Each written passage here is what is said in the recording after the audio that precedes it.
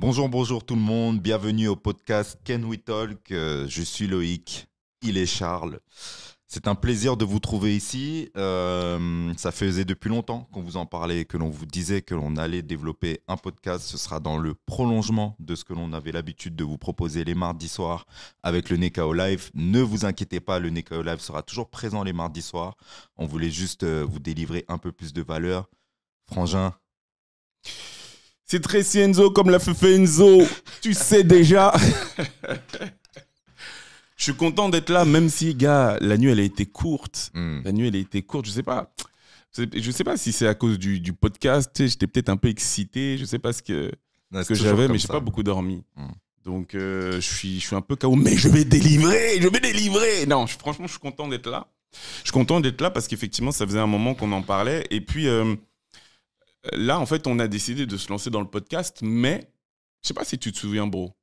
Quand on passait des heures à tchatcher, quand on faisait nos meetings, on était là en Zoom, on devait parler de business et on mettait au moins 2 heures à parler de tout et de rien. Et en vrai, je me dis, déjà, j'aime bien le concept parce que tu vois, on a décidé de rien cut. Donc, c'est-à-dire, on va parler, même si vous nous voyez tousser, vous entendez des blancs, ça va être votre problème. Il va falloir vous contenter de ça. Mais c'est que je pense que c'est un bon format parce que ça va permettre aux gens qui te suivent depuis un moment via la création de ton contenu, les gens qui me suivent également via la création de mon contenu, de pouvoir peut-être nous découvrir un petit peu plus. Et puis, je pense qu'on ira plus loin aussi. Parce qu'à un moment donné, on va inviter des gens.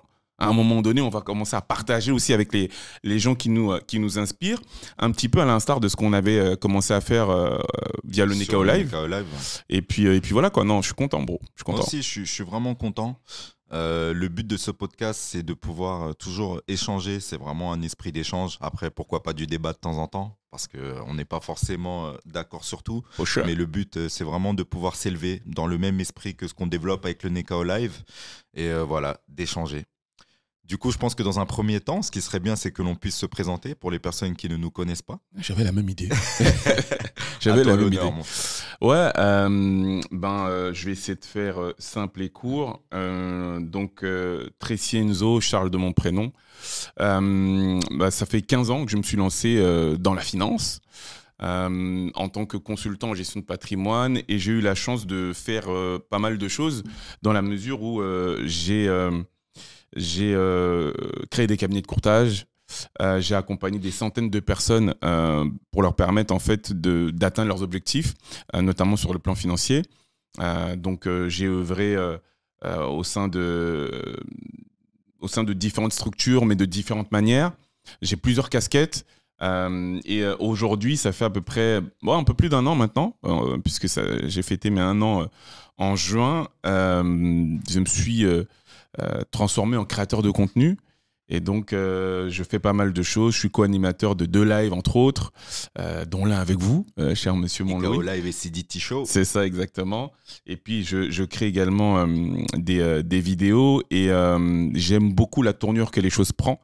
Que les choses prennent, c'est peut-être plus français. No problem. Que les choses prennent dans la mesure où, moi, en fait, j'ai toujours créé des business en dur à l'origine.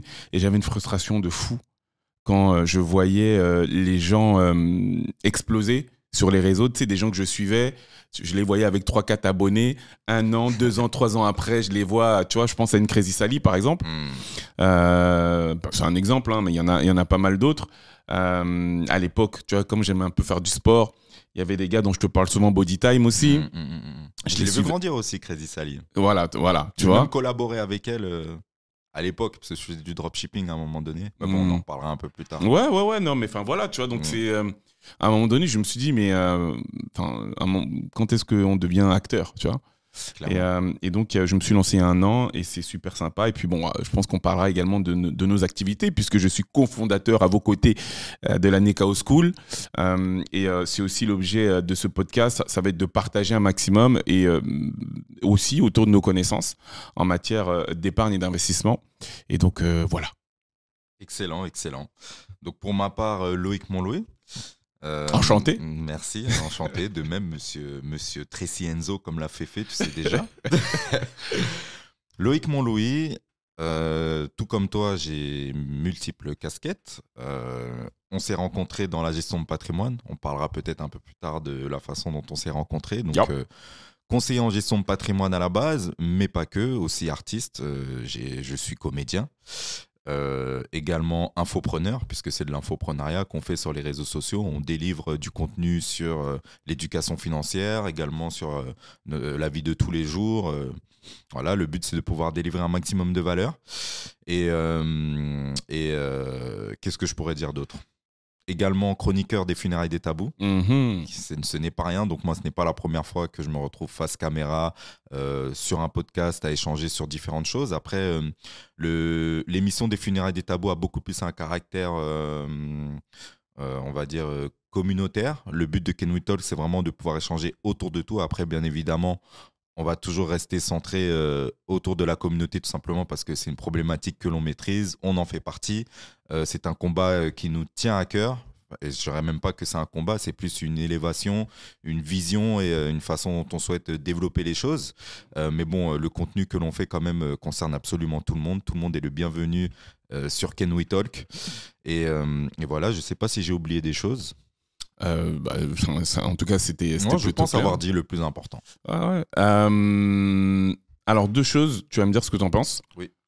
Première chose, je pense que ce serait peut-être bien de dire un petit peu ce qu'il en est du concept de ce qu'on va faire. Et peut-être dans un second temps, peut-être de dire aussi pourquoi est-ce qu'on a appelé ça Can We Talk, qu'est-ce qu'on attend du show, et puis on rentrera dans le vif du sujet. Juste au niveau du concept, en fait, l'idée, c'est que vu qu'on échange sur pas mal de choses, l'idée, ça sera que tu vas me proposer un sujet. Donc, je ne sais absolument pas les sujets que tu as choisis. Je vais te proposer également des sujets. Et ce que je te propose, dis-moi ce que tu en penses, c'est que quand je te proposerai un sujet, si c'est un sujet que tu ne sens pas forcément, tu me dis, vas-y frérot, non, je ne le sens pas. Si c'est un sujet sur lequel tu ne te sens pas forcément prêt aujourd'hui d'aborder la question, tu peux me dire, voilà, on en parlera lors d'un autre podcast. Et si c'est un sujet dont tu n'as juste pas envie de parler, on n'en parle pas. Okay, parce que vu qu'on ne s'est pas consulté, c'est ça les gars, vous devez savoir, on ne s'est pas consulté. Donc on ne sait pas ce que tu vois, chacun a proposé. Et enfin, on terminera par le coup de cœur, tu vois, de la semaine. L'idée, ça sera de pouvoir dire si tu as eu un coup de cœur au niveau de l'actu, s'il y a une feature, un outil que tu aimes bien utiliser. Coup de cœur. Okay. Coup de cœur. Ouais, peu importe ce que c'est, même si c'est une aventure personnelle ou quoi que ce soit. Clairement. Coup de cœur. Et je suis d'accord avec ton concept. Je rajouterais juste un détail parce qu'effectivement, on ne sait pas, on ne sait pas quel thème on a préparé l'un pour l'autre. Mais voilà, tu peux par exemple me dire, est-ce que ce thème t'inspire ? Je peux te dire non. Mais si toi, tu as des choses à dire par rapport à ce thème, tu as le droit d'en parler. Let's go. Je dirais même que parfois, c'est comme ça qu'on peut partir sur une conversation et partir dans les sphères dans lesquelles on aime aller. Vas-y. Okay. J'ai bougé un peu là, mais on vous a dit, il n'y a pas de cut. Donc, ouais, je suis carrément chaud, frérot. Okay. Bon, Can We Talk ? Yep. Tu vois, pourquoi est-ce qu'on a appelé ça comme ça et comment est-ce que tu vois le show évoluer ?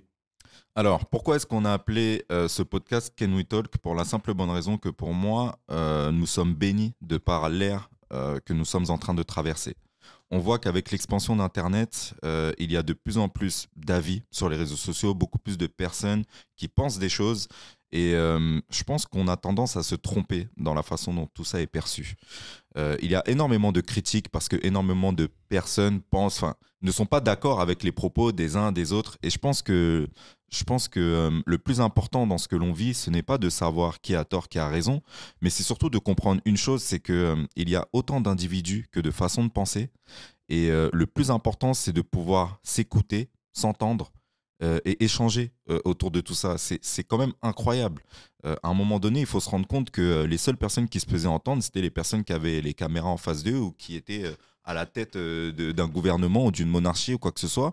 Aujourd'hui, on n'a plus besoin de tout ça pour se faire entendre. Et c'est passionnant. On a tellement de choses à apprendre au milieu de tout ça. Et je pense qu'il ne faut pas s'enfermer dans l'interdiction à la parole. Parce qu'il y a énormément de personnes qui critiquent les paroles des uns, des autres. Tant que c'est dans le respect, il n'y a aucun problème en fait. On peut parler de tout. Et c'est pour ça que moi, ce Can We Talk résonne en tout cas, c'est est-ce qu'on peut parler ? C'est ça. C'est exactement ça, liberté d'expression. C'est-à-dire qu'aujourd'hui, je pense que la parole, je suis totalement d'accord avec toi, c'est libéré, c'est ouverte. Et l'idée, c'est de pouvoir transmettre. Je pense que quelle que soit ton expérience, quel que soit ton background, tu peux transmettre de la valeur. Et en fait, l'ambition par le biais de ce podcast, c'est qu'on puisse nous, je le disais en préambule, apporter de par ce qu'on sait, de par ce qu'on a à partager, mais par rapport aux invités qu'on aura aussi, qu'on puisse être en mesure, franchement, d'être un vecteur important de la manière dont, notamment, les gens qui sont issus de notre communauté puissent être amenés tu vois, à partager avec un grand nombre de personnes. Et je pense que ce qui est très important, parce que j'aime le dire, c'est que moi, j'aime les hauts standards. Moi, j'ai clairement l'ambition de faire en sorte que ce podcast devienne l'un des podcasts, si ce n'est le podcast le plus suivi, très clairement, au niveau de la diaspora, tu vois. C'est-à-dire que il y a des acteurs. Moi, tu vois, par exemple, j'adore le travail d'un Tanguy de Bangui, tu vois, avec Kalimandjaro. Exactement. Excellent. J'ai eu la chance d'ailleurs d'être invité chez lui. Charlotte à toi, bro. Merci. Et ouais, en fait, je pense qu'une concurrence saine, mais vraiment dans le bon esprit, parce que franchement, il fait un travail de ouf. Ça peut être super quali, tu vois. Et à nous de monter le niveau. Tu vois, on va parler notamment d'excellence dans ce podcast. Donc, ouais, can we talk? Here we go, tu vois. Nice. Let's go. All right. Est-ce que tu veux me proposer un sujet? Écoute, ouais. T'en as rédigé combien, toi? Tu sais à peu près? Alors, 1, 2, 3, 4, 5, 6, 7. Ok. Et toi? Ouais, j'en ai une dizaine. Une dizaine? Ouais, un peu plus même. Ok. On va parler un peu de nos vies personnelles, très rapidement. Y a-t-il un événement qui, dans ta vie, t'a littéralement fait switcher? C'est-à-dire qu'avant, tu avais un certain état d'esprit et il s'est passé quelque chose à un moment donné. Tu vois, parfois, ça peut être brutal, parfois pas. Et ça t'a fait comprendre la vie autrement, ça a changé ton comportement. Je dirais même que ça a été limite presque une nouvelle vie, quoi. C'est bien que la question ait été longue, ça m'a permis, tu vois, de réfléchir un peu. Je dirais même plusieurs, mais si je dois en donner un, c'est que, tu vois, moi, je suis issu d'une famille extrêmement religieuse. Et à un moment donné, tu sais comment c'est... tu sais, on parle de cette idée d'avoir à tuer le père, tu vois, dans l'image. Mon père, c'est quelqu'un, mais à l'époque, d'extrêmement sévère. Et j'ai eu besoin, à un moment donné, tu vois, d'émancipation. Et j'ai quitté le nid familial plus ou moins tôt. J'avais 20 ans, donc je n'étais pas non plus un bébé, tu vois. Mais ça a été un événement qui a été charnière dans ma vie parce que j'ai dû me débrouiller très seul. Et je me suis rendu compte assez vite de la réalité, de la dureté de la vie. C'était déjà dur parce que je suis issu d'une famille modeste, tu vois. Donc très clairement, je pétais pas dans la soie, comme on dit. Pas que j'ai un problème avec ceux qui pètent dans la soie. Faites-le avec plaisir, hein, les gars. C'était juste pas ton cas. Voilà, c'était pas mon cas. Issu du hood, tu vois. Mais quand tu es face, tu vois, à certaines réalités de loyer, de nourriture, tu vois, de réalité alimentaire, en fait, tu te dis, ok, d'accord, tu passes quand même d'un endroit où tu vas dormir, tu ouvres le frigo, tout est là. Écoute, c'est toi qui dois maintenant gérer tout ça. Donc, ouais, ça a été chaud parce qu'en plus, tu vois, derrière, il y a eu... on y reviendra peut-être un jour, tu vois, mais des soucis. Et du coup, je me suis vraiment retrouvé esseulé. Et T'avais quel âge? J'avais 20 ans. J'avais 20 ans. Donc c'est tôt. Ouais, c'est relativement tôt quand tu sais qu'aujourd'hui, tu vois, un enfant qui fait des études supérieures, en moyenne, va trouver son emploi entre 28 à 29 ans en France. 20 ans, tu vois. À 20 ans, tu t'es retrouvé livré seul à toi-même. Ouais, voilà. Du jour au lendemain. Ouais, j'ai dû quitter, tu vois. J'ai quitté. Voilà, donc il a fallu se démerder et tout. J'ai fait le tour des foyers d'Île-de-France pour trouver une chambre. C'était la bagarre, tu vois. Et en fait, si tu veux, ça m'a forgé un caractère qui fait que, frérot, je suis quelqu'un de déter. En fait, je sais même pas si j'allais te dire, je sais même pas s'il y a un truc que j'ai vraiment voulu, que j'ai pas obtenu, parce que tu disais que tu étais artiste dans ta présentation. Moi, j'ai commencé par vouloir être chanteur, en fait, tu vois. C'est-à-dire que quand je quitte de chez mes parents, le plan A, c'est de concurrencer Maître Gims, tu vois. C'est ça l'objectif. Et il s'avère que non, tu vois, ça, j'ai pas réussi à l'obtenir, pour le coup. Mais tout ce que j'ai entrepris dans ma vie, en grande partie, j'ai réussi à l'obtenir. Et tu vois, ça m'a donné une niaque, frérot. Tu vois, une envie vraiment de tout casser. Et je suis toujours très déterminé dans ce que je veux faire. Je suis quelqu'un de... Limite, en fait, quand j'ai quelque chose dans la tête, c'est très dur que ça sorte de ma tête, tu vois. Et d'ailleurs, ça peut parfois, je dis bien parfois, me rendre... je peux parfois manquer d'empathie par rapport à certaines personnes, en fait, qui n'ont pas forcément ce genre de ressort, tu vois. Notamment tes proches. Ouais, non, enfin, en règle générale. En règle générale. Ouais, en règle générale, tu vois, parce que, en fait, moi, je pars du principe que, tu vois, dans les activités que j'ai été amené à mener, il y avait un petit jeune, tu vois, avec lequel j'avais été amené à travailler. Tu vois, c'est quelqu'un que j'avais intégré dans mes équipes. Et par la suite, il a fait son propre chemin. Et un jour, il m'avait dit, voilà, ce serait bien qu'on se voit et tout. Il voulait me poser quelques questions pour savoir comment s'organiser, réussir, etc. Et on avait discuté. Et à un moment donné, il me dit, mais comment est-ce que toi, tu fais? Comment est-ce que tu as fait, tu vois? Et je lui ai dit, mais moi, en fait, je pars d'un principe extrêmement simple. C'est que je pars du principe que je n'ai pas le choix, frère. Je n'ai pas le choix. En fait, je n'ai pas de plan B. Je ne peux pas me dire ah, t'as vu le daron, la daronne, le cléon. Je peux pas me dire des trucs comme ça. C'est-à-dire que quand tu te retrouves pied au mur, c'est soit t'avances, t'as pas le choix de toute façon. Tu vois, clairement. Ouais. C'est toi et toi. Et tu vois, en fait, vu que j'ai été confronté à ça plus ou moins tôt, et ben ça m'a donné ce truc-là. Ouais, je pense que ce serait ça, tu vois. Ok, intéressant. Et toi? Moi, ça a été un événement aussi qui m'est arrivé assez tôt dans ma vie, puisque j'avais 16 ans. J'ai eu un incendie.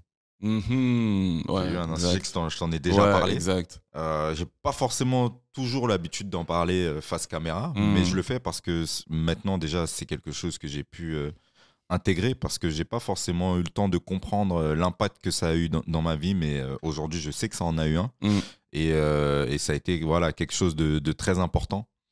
Donc voilà, j'ai eu un incendie. En fait, ce qui se passait, c'était je vivais à l'époque chez mes parents, donc il y avait mon grand frère qui exceptionnellement dormait chez moi, chose qui n'arrivait jamais parce qu'il vivait déjà plus à la maison, il vivait à Barcelone à l'époque.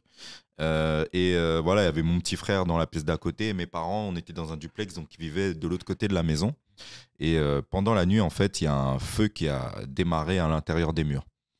Apparemment, on nous a dit que c'était une histoire de, comment dire, de fil qui a fondu dans les murs, donc vraiment un court-circuit en fait. Donc c'est vraiment pas la chose que tu peux prévoir. Et ça, ce sont vraiment. Il y avait toute la famille? Ouais, bah, du coup, on était presque tous présents. On est 4 frères et nos 2 parents. Et là, on était les 3 frères. Il y en avait juste un qui n'était pas là. Donc, ouais, on était presque tous présents. Et ça, c'est vraiment le genre d'incendie qui sont les plus meurtriers. Parce que quand ça démarre dans la nuit pendant que tout le monde dort, tout le monde meurt intoxiqué, en fait, avant même d'être brûlé. La plupart des personnes dans les incendies, il faut le savoir, ne meurent pas brûlées. Ils meurent intoxiqués. Et c'est quelque chose qui, à partir du moment où la fumée se disperse dans la maison, etc., en moins de 10 minutes, tout le monde est mort. Donc, c'est une dinguerie. Et quand tu dors, tu dors. Bah ouais, clairement. Donc voilà, feu qui commence pendant la nuit. Et en fait, ce qui se passe, c'est que mon petit frère, à l'époque, était asthmatique. Donc, lui, dès la première fumée, il se réveille parce qu'il croit qu'il est en train de faire une crise d'asthme. Et il se réveille, il saute par la fenêtre parce qu'avec la fumée, il peut pas se balader. Il avait que 13 ans à l'époque, tu vois, donc il était jeune. Il a même pas eu le temps de comprendre ce qui se passait en fait. Et quand tu dis par la fenêtre, vous étiez à quel étage? Au deuxième étage. C'était pas très haut. D'accord. À l'époque, on avait déjà vu Yamakasi, on savait faire les petites cascades. Yamakasi. C'était pas référence. Du coup, ouais, il a sauté par la fenêtre et une fois en bas, c'est là qu'il a commencé à comprendre ce qui se passait. Il a crié. Je vous la fais très courte, hein. Il a crié. Ça a réveillé mon grand frère qui, exceptionnellement, dormait dans ma chambre. Il me réveille. Et moi, quand il me réveille, si tu veux, je ne suis pas conscient de ce qui se passe. Parce que j'étais peut-être déjà assommé par la fumée. Et donc, quand il me réveille, je ne sais même pas que je suis vraiment éveillé, en fait. C'est-à-dire qu'il me dit, baisse-toi, je me baisse.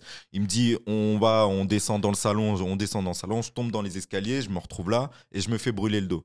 Donc, je crie et on remonte de l'autre côté. Et en fait, au milieu de toute cette aventure-là, je n'étais pas vraiment conscient par rapport à ce qui se passait. J'étais vraiment, tu sais, quand tu es dans un rêve ou un cauchemar, tu vois, tu sais pas vraiment où exactement. J'étais dans ça. En plus, j'arrivais pas à respirer.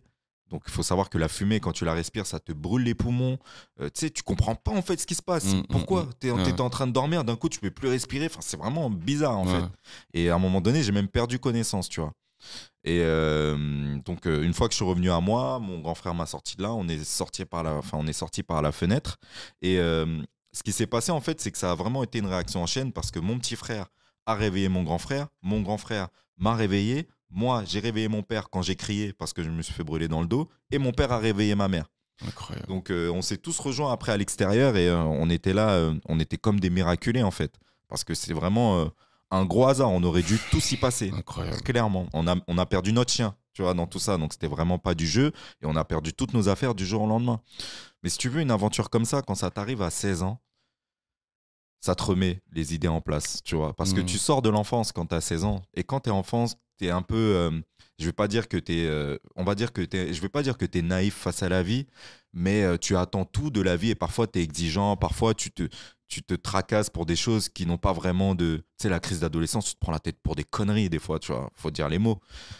Bah, quand à 16 ans, tu as failli mourir et que tu as failli perdre toute ta famille et que tu te rends compte que tu n'as qu'une vie, tu te dis, ok, les choses commencent.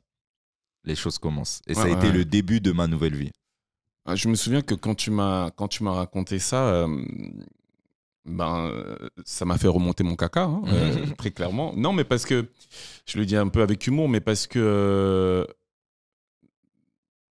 tu sais, j'ai fait la rencontre d'un gars autour, justement, quand j'ai quitté chez mes parents, qui, lui, avait quitté la guerre, tu vois. Il était au bled et il a quitté la guerre. Et quand il me racontait ces histoires, tu vois, il avait 14, 15 ans, un truc comme ça.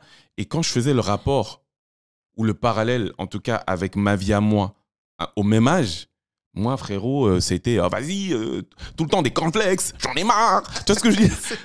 J'étais dans des trucs, vas-y, mais je peux pas avoir des baskets de marque. Tu vois ce que je veux dire? En fait, tu te rends compte en fait que t'as des gens qui vivent des vrais bails pendant que toi, en fait, voilà. Et c'est pour ça que cette leçon de vie, et comment ça t'a marqué, toi, ensuite, derrière, dans tout ce que tu as été amené à entreprendre, t'en parles aujourd'hui. Quel impact ça a eu, du coup, dans la suite, en fait? Je dirais que l'impact que ça a eu, c'est réellement que j'ai vraiment percuté que j'avais une vie et que ma responsabilité dans cette vie, c'était de vivre les meilleures choses que je pouvais vivre. Vraiment de viser le meilleur de mes chemins au final. Donc à chaque fois que je me retrouve face à une décision, face à quelque chose, je me demande, ou du moins je me projette pour voir si je m'aventure de ce côté-là et dans cette direction-là, est-ce que ça peut m'apporter quelque chose que je veux réellement? Si je n'en vois pas l'utilité, j'y vais pas. Mais ça peut me pousser parfois à faire des choses qui sur le coup n'ont pas de sens pour la plupart des personnes qui même parfois sont autour de moi. Ça peut me rendre imprévisible pour certaines personnes, mais la vérité c'est que quand j'ai une opportunité, je sais que voilà, ayant conscience du fait que j'ai une vie, est-ce que ça va m'apporter ce que je veux? Est-ce que je vais kiffer le faire? Et voilà, tu vois, je fonce et je m'interdis rien. Est-ce que tu as un exemple par rapport à ça? Je veux dire, un exemple où ça pouvait sembler un peu fou comme décision aux yeux des gens, aux yeux de ton entourage, et que toi, tu l'as quand même senti. Oui, il y en a eu plusieurs. Je dirais déjà de me lancer dans l'entrepreneuriat. Ça a été, on va dire, tu sais, tu as toujours l'étape, en parler à tes proches, sachant que moi, je viens d'une famille où on est 100% de salariés. L'entrepreneuriat n'existe pas dans ma famille ni chez mes amis, en fait. Donc, ça a été un nouveau concept. Donc, il faut savoir en parler, il faut savoir prendre une direction. Heureusement qu'à ce niveau-là, je suis assez convaincant en général. Donc, on a fini par comprendre autour de moi, mais il y a une différence entre comprendre et convaincre. Tu vois, pour convaincre quelqu'un que ça va fonctionner, ce que tu fais, il faut qu'il voit que ça fonctionne. Et ça met du temps dans l'entrepreneuriat pour que ça fonctionne. Donc, je dirais que la première grosse étape, ça a été ça. Il y a aussi eu les funérailles des tabous, puisque c'est quand même une émission à caractère communautaire. Je pense que tu vois ma couleur de peau. Dans ma famille, tu vois, moi, je viens d'une famille métissée. Donc, dans ma famille, j'ai des blancs, j'ai des noirs, j'ai des métis. Tout le monde n'a pas forcément compris au début pourquoi est-ce que je participe à une émission qui vise exclusivement les personnes de la communauté afro, quand ce n'est pas que ce que tu es, et quand toi et moi, avant ça, on n'avait jamais parlé de choses à caractère communautaire, tu vois, pour certaines personnes en tout cas, parce que mes vrais proches savent ce qu'il y a dans ma tête. Mais quand c'est un cousin ou quand c'est un oncle ou quand c'est même un ami, bah, ça peut paraître étrange parfois. Donc voilà. Mais le fait est que sur le coup, je me pose toutes ces questions-là, et au final, ce qui résume un peu ma pensée, c'est tu n'as qu'une vie. Donc si à un moment donné, cette opportunité-là peut t'apporter ce qu'il y a de mieux pour toi, fonce. Et toi alors? Bah moi en fait, ce que tu partages fait écho chez moi. Hein. Fait écho chez moi. Pardon. Ouais, non, vas-y, je t'en prie. Est-ce que justement ça t'est déjà arrivé de te retrouver face à des idées comme ça, enfin du moins à devoir viser le meilleur de tes chemins, ou à devoir prendre des décisions que la plupart des personnes autour de toi ne comprennent pas, tu vois, cet aspect un peu... Oui, bah, je t'ai parlé de mes parents, tu vois, et c'est l'exemple le plus frappant. Mais même, j'ai toujours eu le sentiment d'être un marginal.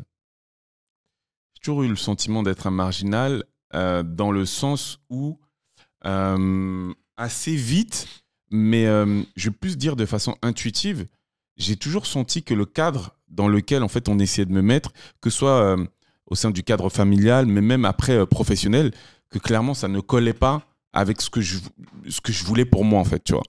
J'ai toujours eu beaucoup de mal avec les règles, le côté strict des choses, etc. Tu vois. Et j'ai toujours été... mon père il me disait, mais toi là, t'as une tête dure, ta tête est tellement dure. Mais tu vois, parce qu'en fait, j'ai toujours été quelqu'un qui aime faire ce qu'il veut faire, comme il veut faire, à son rythme. Et voilà. Du coup, oui, tu vois, l'exemple le plus parlant, c'est lorsque j'ai fait le choix, moi aussi, de me lancer en tant qu'indépendant dans le consulting en gestion de patrimoine.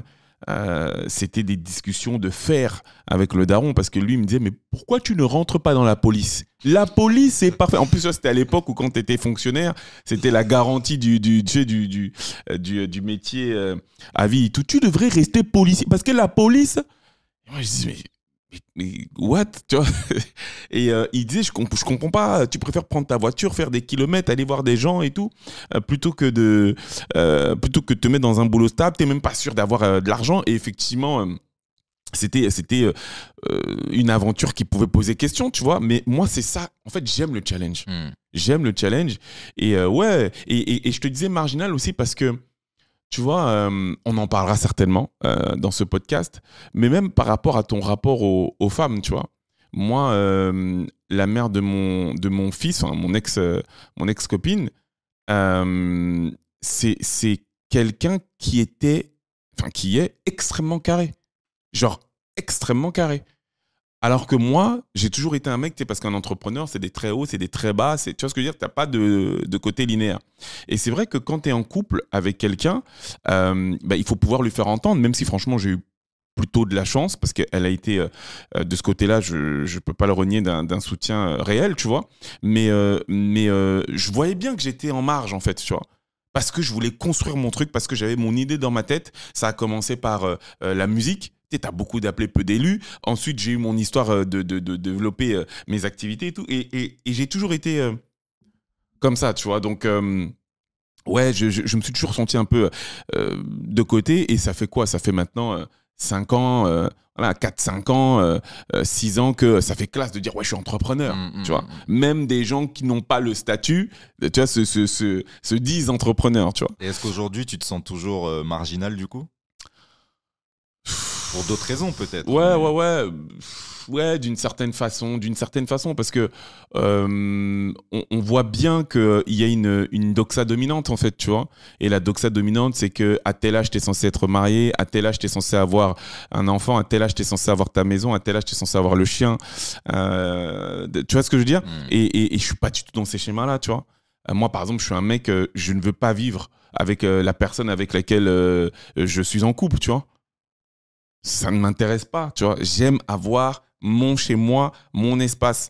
On se voit, et d'ailleurs, ça ne, en fait, ça n'a aucune incidence quant au sentiment que je peux avoir pour elle, tu vois. Mais je suis quelqu'un qui aime, tu vois, être dans mon espace, dans mon lieu. T'aimes avoir ta routine. Exactement. Elle vit chez elle, je vis chez moi et on se voit. On a 1, 2, 3 jours où, tu vois, on va partager notre temps ensemble. Ensuite, voilà, tu vois, j'aime bien ce truc-là et j'ai bien conscience que c'est pas le truc classique. C'est pas le schéma classique. C'est pas le schéma classique, tu vois. Donc voilà, ouais, j'ai toujours ce sentiment-là, tu vois. Mais je dirais que, tu vois, parce que tu mets en avant le fait que tu sois marginal, moi je dirais que ce que tu peux mettre en avant aussi, c'est le fait que au final, tu es quelqu'un qui sait ce qu'il veut. Tu vois, généralement, moi, de ce que je vois de toi, c'est vraiment, tu es quelqu'un, tu sais ce que tu veux. Et une fois que tu sais ce que tu veux, effectivement, personne ne peut réellement rentrer dans ta tête. Tu es toujours à l'écoute quand même. Tu vois, tu es toujours à l'écoute. Si à un moment donné, quelqu'un te dit quelque chose de pertinent, je sais que ça va te faire réfléchir, mais globalement, tu es quelqu'un qui sait ce qu'il veut. Tu ne te laisses pas, je vais dire, manipuler, mais eux, c'est ça, par rapport à des règles de société ou par rapport à quelqu'un en particulier, non. Tu sais ce que tu aimes, tu sais ce que tu n'aimes pas, tu as ton confort de vie, ta vision, et tu fonces. Et je trouve ça sain. Tant que tu es clair avec les personnes avec lesquelles tu partages ta vie à ce niveau-là, et c'est ça qu'énormément de personnes ne font pas, c'est que dans le fond, il y en a énormément, je pense, des personnes qui sont comme toi et qui savent ce qu'ils veulent, mais qui n'osent pas le dire. Et là, c'est problématique. Parce que tu te mets à accepter des choses que tu ne veux pas réellement. Et au bout d'un certain temps, tu exploses. Et c'est là que le drame arrive. C'est ça. C'est quand tu exploses parce que tu as vécu des choses que tu ne voulais pas forcément vivre. Et tu vois, tu vas jusqu'au bout, jusqu'au moment où tu te rends compte que non, tu ne veux pas cette vie. C'est vrai. Donc, franchement, j'aurais pas mieux dit me concernant, vraiment. Merci pour la description, bro. Je t'observe. Mais non, mais franchement, c'est vrai. Si tu veux, je suis tellement... Tu vois, je suis arrivé là, je te dis quoi? Ah frérot, j'ai pas dormi, etc. Tu vois. Je suis un mec qui vraiment, j'ai un côté, je vais pas dire autiste parce que ce serait aller trop loin, mais j'aime bien aller au bout des choses. En fait, pour être très honnête, très transparent, en fait, j'ai jamais été excellent en rien, tu vois. J'ai jamais été excellent. En revanche, dans toutes les choses dans lesquelles je me suis penché, j'ai toujours été bon. Tu vois, je suis un bon élément. Je suis pas excellent, mais je suis un bon élément. Parce que, en fait, je suis quelqu'un, j'aime bien essayer de comprendre et analyser tous les rouages du sujet qui m'intéresse, tu vois. Et du coup, je suis capable, franchement, d'y mettre des heures et des heures. Et du coup, quand je décide d'ouvrir la boca, c'est parce que je crois savoir un petit peu de quoi je parle, tu vois. Sinon, je la boucle. Et je n'ai pas de problème à écouter les autres, je n'ai pas de problème à laisser la place aussi, tu vois. J'ai pas ce côté-là. Par contre, c'est sûr que ouais, si je dis quelque chose, c'est que je pense savoir de quoi je parle. Il peut m'arriver de me tromper, hein, comme tout le monde. Mais j'aime aller au bout des choses. Et donc, ouais, tu m'as assez bien décrit, c'est vrai. Mais moi, je te l'ai toujours dit, hein, te concernant, et je pense que c'est très important, notamment lorsque tu souhaites développer des activités entrepreneuriales, que ce soit en sales ou que ce soit même dans le business, c'est-à-dire dans le fait d'avoir à créer des relations avec des autres, tu vois, des partenariats, des trucs comme ça, tu as une véritable qualité d'écoute, tu vois. Et ça, c'est très important quand tu veux développer des choses.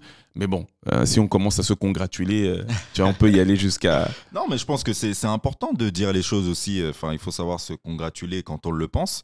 Carrément. D'autant plus que, tu vois, toi et moi, on collabore ensemble réellement. Tu vois, ça fait maintenant depuis plus d'1 an que toutes les semaines on se voit au Nekao Live, qu'on échange avec la communauté.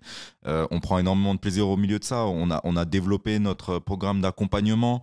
Enfin voilà quoi, tu vois. Je pense que les gens doivent aussi comprendre la raison pour laquelle on décide de collaborer. C'est que oui, tu as des qualités qui m'intéressent, j'ai des qualités qui t'intéressent, mais on est aussi deux êtres humains qui ont une vision commune et qui s'apprécient véritablement. Donc c'est important de le dire, Frangin.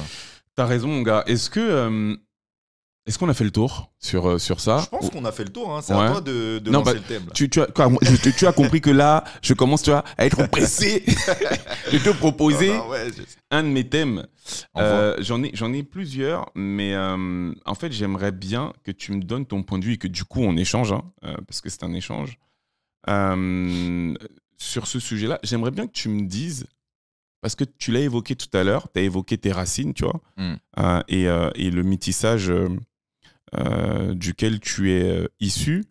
Quel est ton point de vue sur l'immigration en France? Et quand je dis immigration, c'est parce qu'on dit les termes, hein, on est à Can We Talk, donc on parle dans un français clair. Je parle bien dans le micro, un français clair. Ok, ton point de vue sur l'immigration en mettant en perspective, tu vois, ce qui s'est passé ces dernières semaines, tu vois, avec Naël, avec le fait qu'il y ait pas mal de personnes, des quartiers qui ont décidé, tu vois, de brûler des choses, de casser, tout ça. Et j'aimerais que tu me dises ce que tu penses de ça. Et en l'occurrence aussi, tu as des mouvements comme ceux de la fachosphère, Zemmour en tête de tout ça. En fait, qu'est-ce que tu penses de tout ce délire-là dans lequel on est C'est une excellente question. Et c'est assez complexe. Je pense que l'immigration a toujours fait partie de l'histoire du monde, que l'on soit en France ou que l'on soit ailleurs. Il y a toujours eu des échanges, il y a toujours eu des personnes qui ont envie d'aller vivre ailleurs, et il y a toujours eu des personnes qui ont dû accepter à un moment donné que le monde ne ressemble pas forcément à ce que tu as toujours vécu. Et l'être humain n'aime pas forcément lorsque un étranger intervient dans son environnement, parce que ça va lui pousser à devoir se comporter autrement, à devoir faire face à de nouvelles habitudes, etc. Donc les réactions, je les comprends. Mais je pense que fondamentalement, l'immigration, c'est un facteur qui enrichit un pays, parce que des personnes qui arrivent avec une volonté de travailler, de participer, de développer la culture, etc., ce sont ces échanges-là qui, selon moi, enrichissent un pays économiquement, culturellement, etc. etc. Maintenant, je peux comprendre aussi des personnes qui souhaitent préserver leur culture de base, tu vois. Je peux comprendre que dans un pays qui avait des règles, on veuille garder certaines choses qui sont fondamentales pour la culture de ce pays. Je pense juste qu'il faut savoir faire les choses avec intelligence, comme je l'ai dit. Il faut savoir s'adapter au changement sans pour autant s'oublier. Tu vois. Donc, les personnes qui sont attachées à leurs racines françaises, je les comprends totalement. Les personnes qui ont la haine de l'autre pour une histoire de couleur de peau, de culture ou de quoi que ce soit, je ne pourrais jamais être d'accord avec ces personnes-là. Parce que pour moi, ça n'a même pas de sens. Pourquoi cette haine? Qu'est-ce que cette personne-là va t'enlever concrètement? Et tu vas lui reprocher quoi? Ouais, elle vient dans mon pays pour prendre les boulots. Dans les faits, la vérité de la vérité, c'est quoi? C'est que cette personne-là qui vient dans ton pays, elle va faire des boulots que tu veux même pas faire. C'est ça la vraie vérité. Et oui, peut-être que de génération en génération, ça va donner des enfants comme nous. Nous, on est prêts aujourd'hui, on ne veut pas faire les boulots que personne ne veut faire, au contraire. Mais est-ce que tu as la sensation, toi, à ton niveau, et que nous, globalement, dans notre communauté, nous qui sommes les enfants des parents qui sont arrivés ici, voire même les enfants des parents qui sont arrivés ici, est-ce que tu as la sensation qu'on vole du boulot à certaines personnes ou qu'on apporte réellement de la richesse là où on est? Tu vois ce que je veux dire? Ouais, de ouf. Moi, pour moi, la question est vite répondue, comme on dit. C'est qu'on apporte réellement de la richesse, on apporte de l'échange.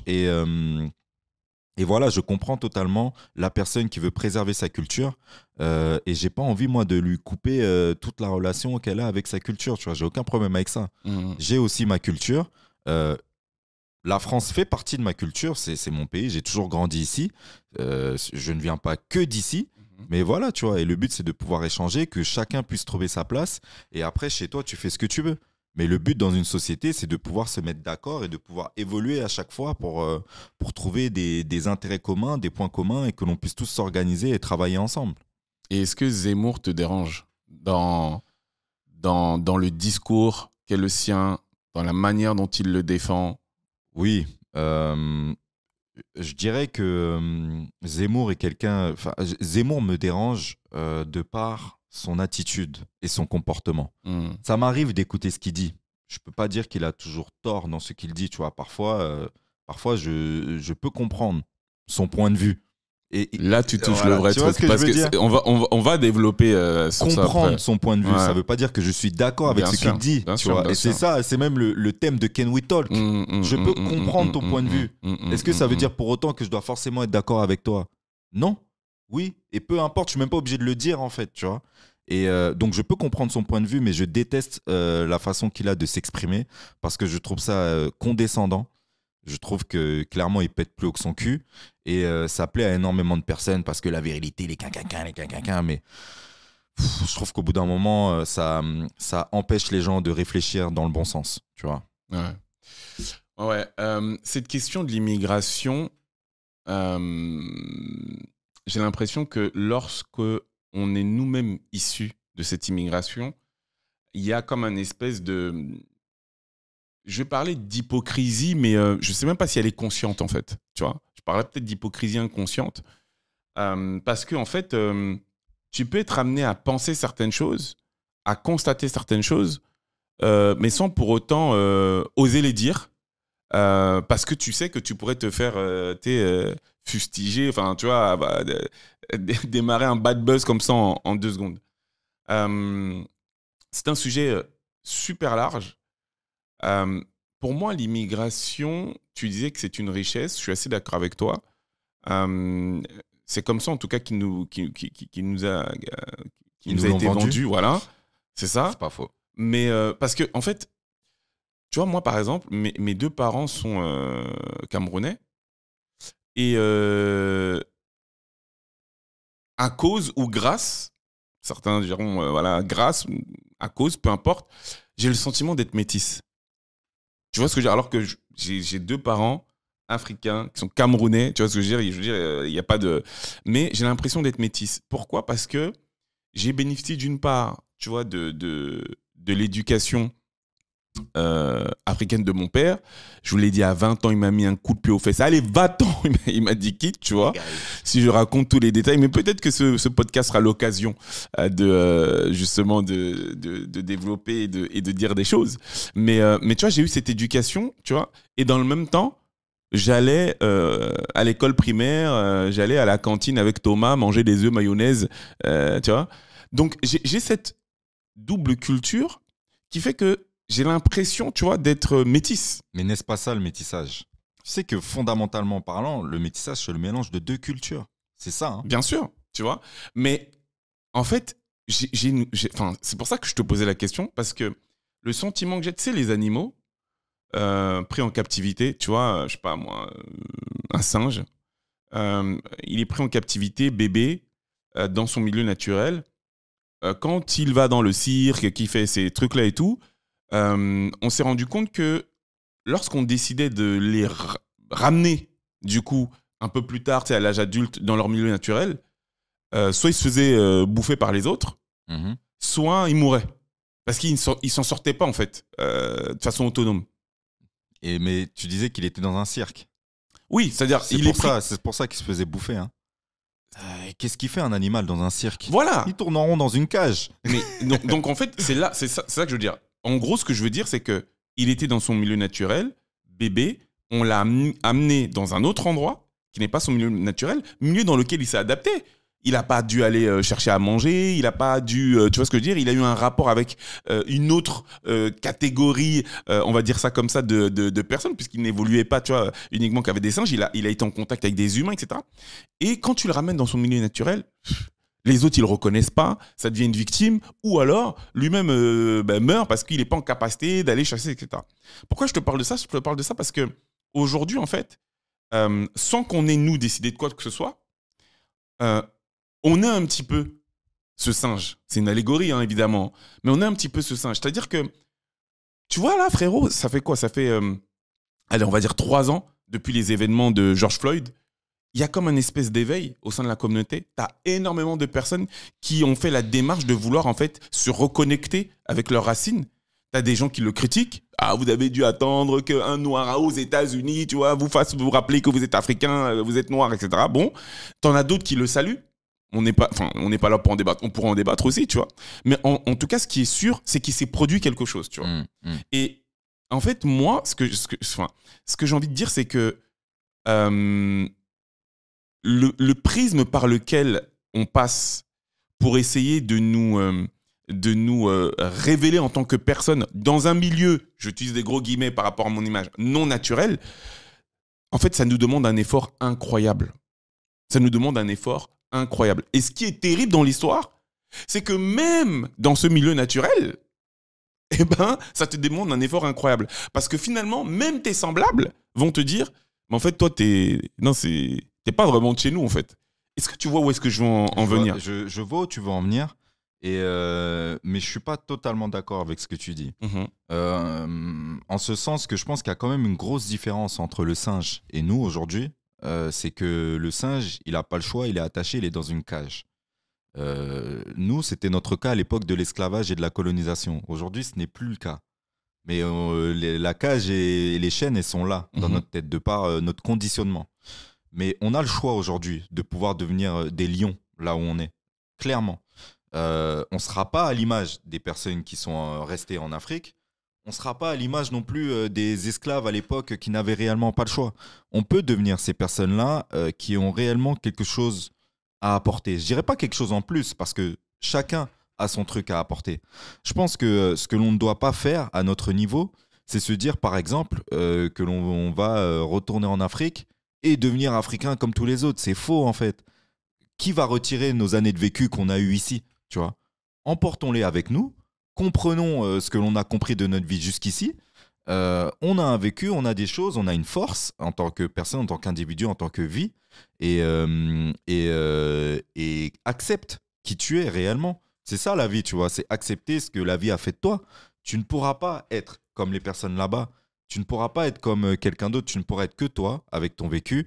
Et je pense qu'il ne faut pas partir dans un esprit où tu veux te faire accepter pour être comme tout le monde. Non, il faut juste trouver ta place. Et tout le combat d'aujourd'hui se trouve là. Trouver notre place. Et c'est vrai que le problème que l'on a aujourd'hui, je pense que tu le ressens, moi en tout cas c'est ce que je ressens, c'est d'avoir la sensation de ne pas être à ta place, peu importe où tu es. Et je pense. Alors c'était totalement mon propos. Hein. Je disais pas que en fait le but de mon propos n'était pas de dire que il fallait s'adapter ou il fallait non. Mon propos c'était de poser ce constat-là. De poser ce constat-là. L'immigration, voilà ce que ça a causé, tu vois. Là, on nous dit que c'est une richesse et ça se défend, tu vois. Eh ben, moi, mon constat, c'est de dire, finalement, ce qu'on vient de dire, en fait.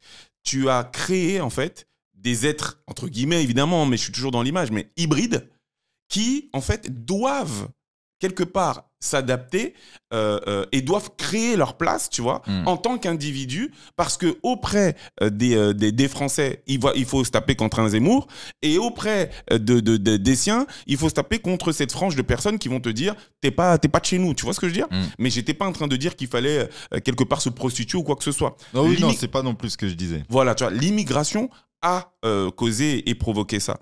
Maintenant, dans la partie dont tu parlais, et que j'ai abordé sur est-ce qu'on peut dire les termes.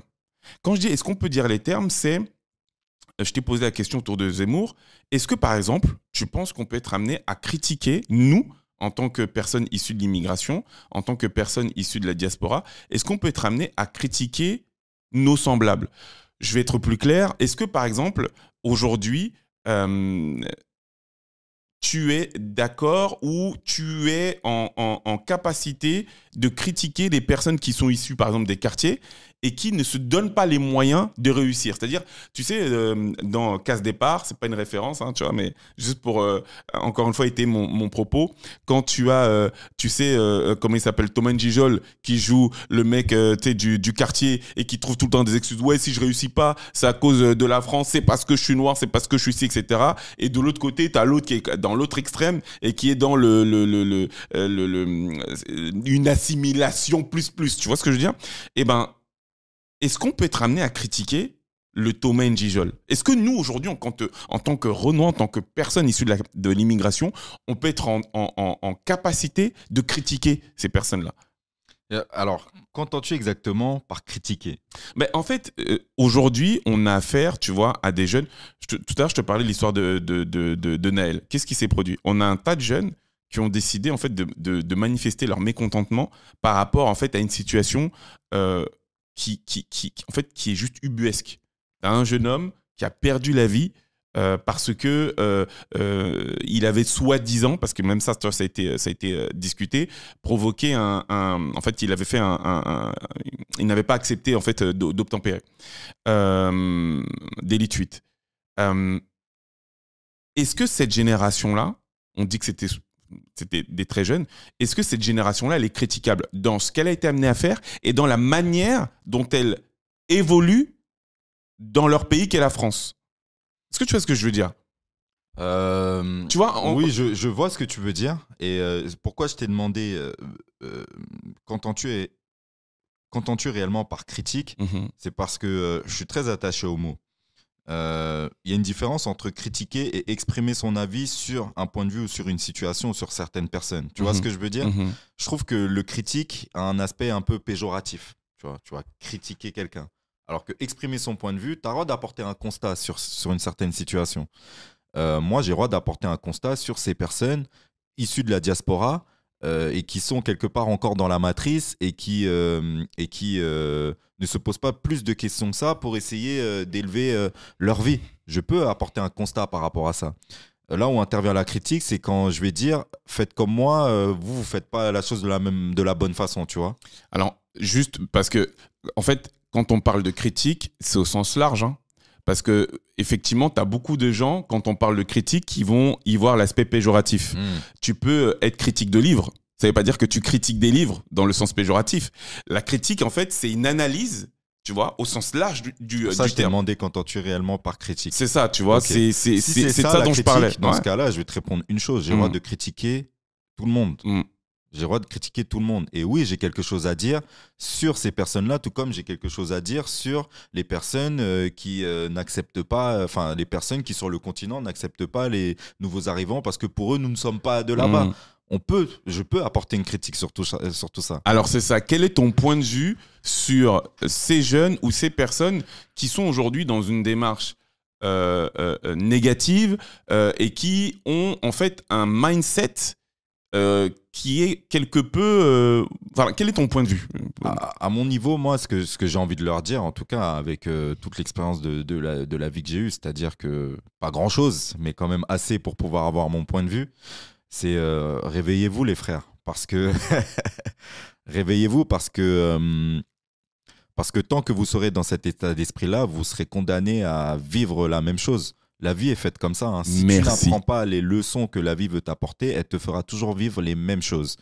Et tant que vous resterez dans cette attitude de victimisation, parce que c'est de ça dont on parle, c'est de la victimisation, que d'estimer que tu es victime de quelque chose et que c'est la faute de tous les éléments qui sont extérieurs à toi, tu ne pourras pas changer ton conditionnement de vie. C'est un fait.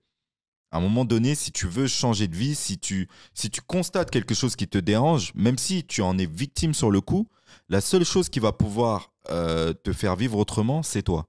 Et pour ça, il faut que tu puisses te remettre en question. Il faut que tu puisses, pourquoi pas, changer les personnes que tu fréquentes. Il faut que tu fasses quelque chose de nouveau, quoi qu'il arrive. Et si tu refais tous les jours la même chose, tu seras toujours dans ce quotidien-là. Est-ce que toi, tu aurais quelque chose que tu aimerais, c'est exactement ça. Je voulais en fait qu'on parle de ça dans la mesure où je voulais qu'on puisse adresser un message. Il s'avère que ces événements-là se sont passés là il y a quelques semaines et que en fait il faut qu'on enclenche une forme de renouveau. Et je pense que c'est pas un Emmanuel Macron qui va être en mesure en fait de faire passer des messages qui peuvent être entendus. Je n'ai pas la prétention d'eux, mais à notre niveau, je pense qu'on peut être amené, tu vois, à juste mettre notre petite pierre à l'édifice. Et tu peux faire des conneries quand tu as 12 ans, 13 ans, 14 ans, tu vois. Eux, franchement... On leur pardonne. Mais clairement, en fait, tu vois, et beaucoup de ces jeunes, en fait, qui ont participé, en fait, à ces événements-là, ils étaient très jeunes, tu vois. Donc, c'est même pas... il s'agit même pas de leur tirer dessus ou quoi que ce soit. Ceci dit, moi, je parle des un peu plus vieux, tu vois. Aujourd'hui, au XXIe siècle, diffuser ton énergie dans quelque chose qui ne va rien t'apporter, te convaincre que tu es en combat contre une société, contre un système, c'est le meilleur moyen de couler. C'est le meilleur moyen de sombrer. Mais en fait, quand tu vas sombrer, c'est pas que toi qui vas sombrer. C'est de faire sombrer toute ta famille, toutes les personnes que tu aimes. Parce que souvent, malheureusement, ces personnes-là, elles finissent où? On le sait. Prison ou entre quatre planches. Tu vois ce que je veux dire?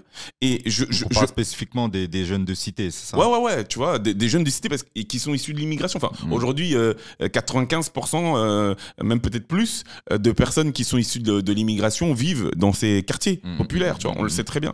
Et en gros, moi, c'est ça que je voudrais dire. Il faut que les gens aillent un peu plus loin. T'es pas obligé de finir toutes tes phrases par wesh.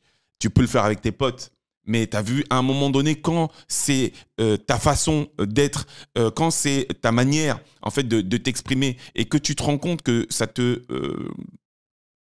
pose des barrières dès que tu veux rentrer dans le marché du travail ou dès que tu veux développer un business, en fait, c'est là que tu vois les limites du truc. Et je pense que notre responsabilité, c'est de dire que tu peux être issu de l'immigration, mais que tu peux faire des vraies choses. Tout le monde ne sera pas des Kylian Mbappé. Si c'est ton rêve, donne-toi les moyens d'eux. Si tu souhaites être, je sais pas moi, PDG dans une boîte, donne-toi les moyens d'eux. Si tu veux être à la tête d'un business, donne-toi les moyens d'eux. Et en fait, arrête de considérer que ton ennemi, c'est la France. Tu vois, c'est des choses sur lesquelles voilà, on pourrait être amené à débattre aussi. Mais en fait, tu diffuses une énergie négative qui, de toute façon, te mènera à ta perte. Complètement d'accord. Tu vois. Et sur la partie Zemmour, parce que j'ai parlé de pas mal de choses, ouais, en fait, à un moment donné, en fait, tu vois, ce qui me frustre énormément, c'est que, tu vois, un mec comme Zemmour, par exemple, c'est quelqu'un qui se dit, en tout cas, des gens le voient comme étant un érudit, tu vois. C'est censé être un érudit. Et c'est un mec qui est spécialiste politique. Et parce qu'il est spécialiste politique, par exemple, il sait parfaitement ce qu'il en est de tout ce qui s'est passé et comment s'est construit notamment cette relation dite France-Afrique. Il connaît ça par cœur. Et en fait, en ayant tout ça en tête, qu'il puisse tenir un tel discours. En fait, des fois, j'aimerais bien, tu vois, peut-être avec caméra ou sans caméra, mais juste discuter avec lui en lui disant, en fait, comment ça se fait que tu puisses avoir un tel discours quand tu sais exactement quelles sont les causes qui ont mené à ces conséquences? Tu sais que parfois, je doute de ça. Je pense qu'il n'a pas conscience de ça et qu'il ne veut même pas les voir. Le propre de certaines personnes, c'est juste de voir leur intérêt, tu vois. Et l'histoire pour eux démarre à l'endroit où ils l'ont commencé. Il y a énormément de personnes qui créent leur propre avis sur la finalité et non pas sur la racine du problème. Et toute leur vie, c'est ça en fait. Construisent toute leur vie comme ça. Donc, ce qui est évident pour lui, ça ne l'est peut-être pas. Enfin, ce qui est évident pour toi ne l'est peut-être pas pour lui. La cause ne l'intéresse pas. C'est la finalité. Aujourd'hui, ce qui m'apporte des problèmes sont des gens qui sont comme ça, comme ça, comme ça. Ok, il faut que je trouve une solution. Je trouve aussi que c'est problématique. Je trouve que c'est un manque de sagesse. La seule chose que j'apprécie, moi, chez Zemmour, c'est que j'ai quand même la sensation qu'on fait face à quelqu'un qui ne ment pas. J'aime bien les personnes qui sont clairs et qui expriment leur avis sur ce qu'ils pensent. Chose que l'on peut reprocher à la plupart des hommes politiques aujourd'hui. Ils te vendent du rose, ils te vendent des choses, et au final, tu te rends compte qu'ils agissent à l'opposé de ce qu'ils disent. Je déteste ça. Et je trouve que c'est un gros problème. Lui, au moins, il dit ce qu'il pense. Après, tu votes pour lui, tu votes pas pour lui. Tu sais au moins pour qui tu votes et tu sais pour qui tu ne votes pas. Tu vois ce que je veux dire? Ouais, je vois ce que tu veux dire et je vois ce que tu salues chez lui. Après, ouais, enfin, j'ai beaucoup de mal. J'ai beaucoup de mal. Tu sais, ce travail de stigmatisation, ça tue des gens. Et quand je dis que ça tue des gens, ça peut être dans le sens physique, tu vois, mais surtout dans le sens figuré, dans la mesure où, imagine quand, enfin, je sais pas comment ce que tu as ressenti lors des dernières élections, mais quand moi j'ai vu en décembre, tu vois, que le mec tapait dans les 20 points d'intention de vote, Mec, ça peut même créer tu vois, des sentiments qu'on va pas développer ici parce qu'on est censé diffuser ce podcast. Mais en fait, ça te met dans un truc. Et je dis ça, je ne suis pas musulman, je ne suis pas parce que tu vois, il a quand même une fixette, tu vois. Mais c'est pas le problème en fait. C'est le discours qu'il tient avec ce qu'il est censé savoir. J'entends ce que tu dis sur le fait qu'il soit focus uniquement que sur le fait d'éradiquer le problème que lui constate, etc., etc. Tu parlais notamment de ces personnes qui sont très attachées à ces racines françaises et lui, il a le sentiment de les voir fuir, etc., etc. C'est très bizarre d'être censé être érudit, censé être quelqu'un d'intelligent. Et je déteste ça aussi. Comme ça, au moins, je l'aurais dit, c'est une petite parenthèse. Je déteste les gens qui paraissent intelligents ou qui paraissent brillants parce qu'ils finissent chacune de leurs phrases par une citation, tu vois, d'un auteur classique ou d'un auteur... je déteste ça, frérot. Franchement, c'est pour te donner de la contenance à leurs propos, tu vois. Ils vont tout le temps essayer d'étayer leurs propos par une citation d'un auteur célèbre ou classique. Mon père m'a toujours répété, la culture, c'est comme la confiture. Moins t'en as, plus t'étales. Tu vois, alors pour le coup, je sais pas si ça s'applique à un Zemmour, mais tu vois, je suis totalement d'accord avec le padré. Je suis d'accord avec toi, papa. Mais ouais, bref, on y reviendra peut-être à un autre moment. On a peut-être fait le tour sur la question. Voilà, t'as parlé rapidement des élections et sache que toi, tu as mal vécu les 20 points à un moment donné de Zemmour. J'ai encore plus mal vécu la réélection de notre président actuel. Clairement. Tu vois ce que je veux dire? Clairement. Mais bon, passons à autre chose parce que... Passons à autre chose. Avez-vous un sujet, monsieur Montlouis? Absolument. Alors. Que penses-tu de la phrase « Sois un homme » ? Qu'est-ce que ça t'inspire ? C'est une bonne question. Sois un homme comme ça... dis-moi, quelle est la première chose à laquelle tu penses si je te dis sois un homme ? Ouais, ça m'évoque la virilité. Mm-hmm. Ça m'évoque aussi la situation qu'on est en train de traverser aujourd'hui, tu vois. T'as énormément d'hommes qui ont le sentiment de ne pas ou plus être entendus, de ne pas ou plus être écoutés. Et qui ont le sentiment que se permettre pour eux de parler, quand je dis de parler, c'est de dire ce qu'il en est de leur goût, de dire ce qu'il en est de leurs aspirations, c'est condamnable. Tout est condamnable. La manière dont tu vas vouloir évoluer dans ton foyer, la femme que tu veux, ou la typologie de femme que tu veux pour toi. Enfin bref, tout est critiquable. Parce que, en fait, on a été décrit par tout ce mouvement woke avec, tu vois, les comment il s'appelle ce mouvement-là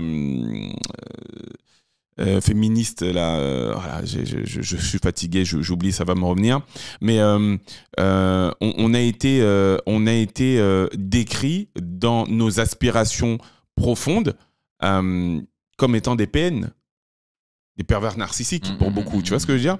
Et MeToo, voilà, ça me revient. Okay.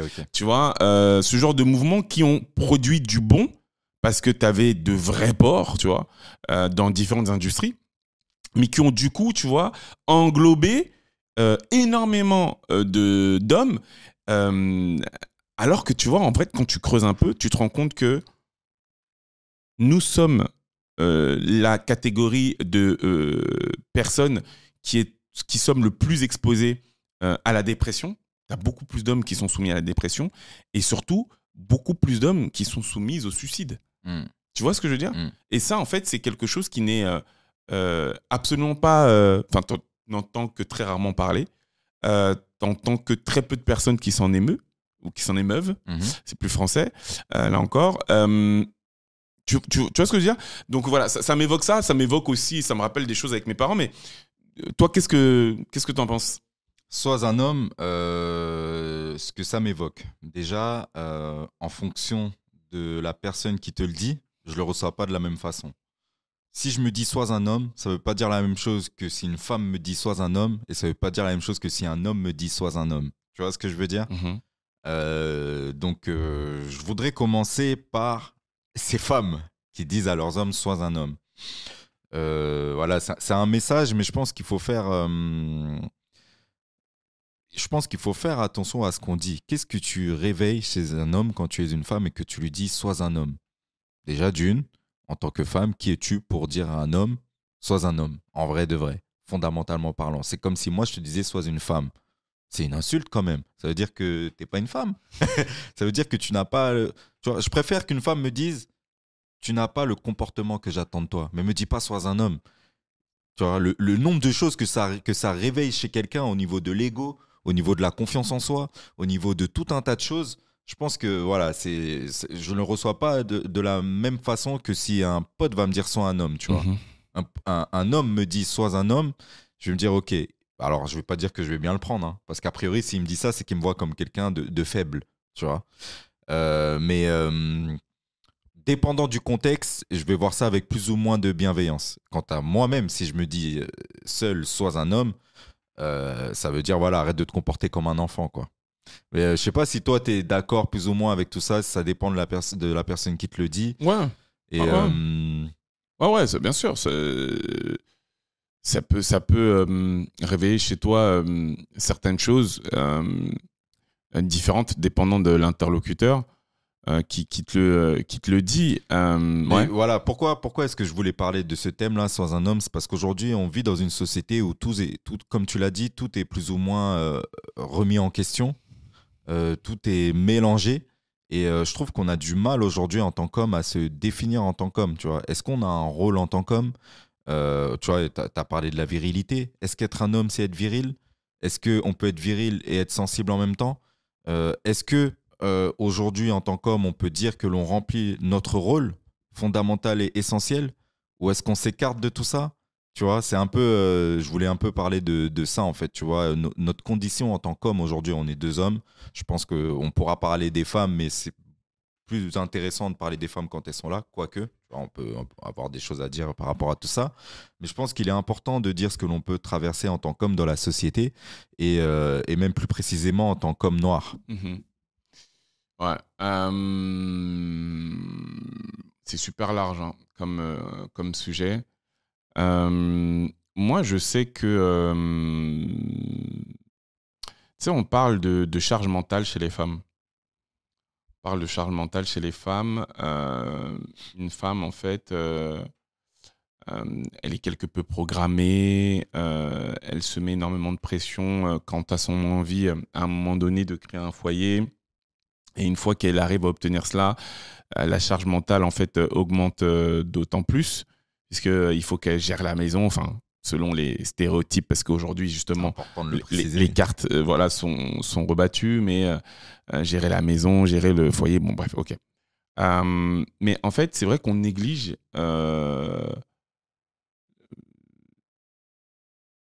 tout ce qui existe dans le fait de devenir un homme. Tu vois, moi, par exemple, je l'ai dit tout à l'heure, je suis issu d'un quartier. Et quand tu es un homme noir issu d'un quartier, il y a une forme de framework, en fait. Tu vois ce que je veux dire? C'est-à-dire, il y a une espèce de cadre. En fait, tu peux pas être un homme noir issu d'un quartier et, par exemple, ne pas savoir te taper. C'est la pire chose qui puisse t'arriver. Parce que tu vas te faire ramasser. Tu vois ce que je veux dire? Tu peux pas être un homme noir issu d'un quartier et ne pas savoir tchatcher ou serrer les meufs. Tu vois ce que je veux dire? Je parle vraiment, là, je suis dans d'extrêmes clichés, mais d'ailleurs, je sais même pas si c'est des clichés en vrai. Parce que je peux te garantir que pour avoir grandi dans cet environnement-là, ben, en fait, on est les êtres humains sont des mammifères. Et en fait, tu peux dire ce que tu veux. Ouais, non, mais moi, j'ai ma personnalité. Ouais, mais moi, je m'en fous de la vie des autres. Déjà, plus t'es jeune, moins c'est vrai. Parce que tu es influençable et tu veux pouvoir être accepté par le groupe. Et en plus de ça, tu fais des choses parfois pour pouvoir, en fait, être accepté par ce groupe-là. Et ce que je viens de citer, par exemple, ça fait partie de ça, tu vois. Et je dis quand tu es jeune, parce que quand tu vieillis, il y a d'autres choses encore qui viennent remplacer cela, tu vois. Mais c'est vrai que...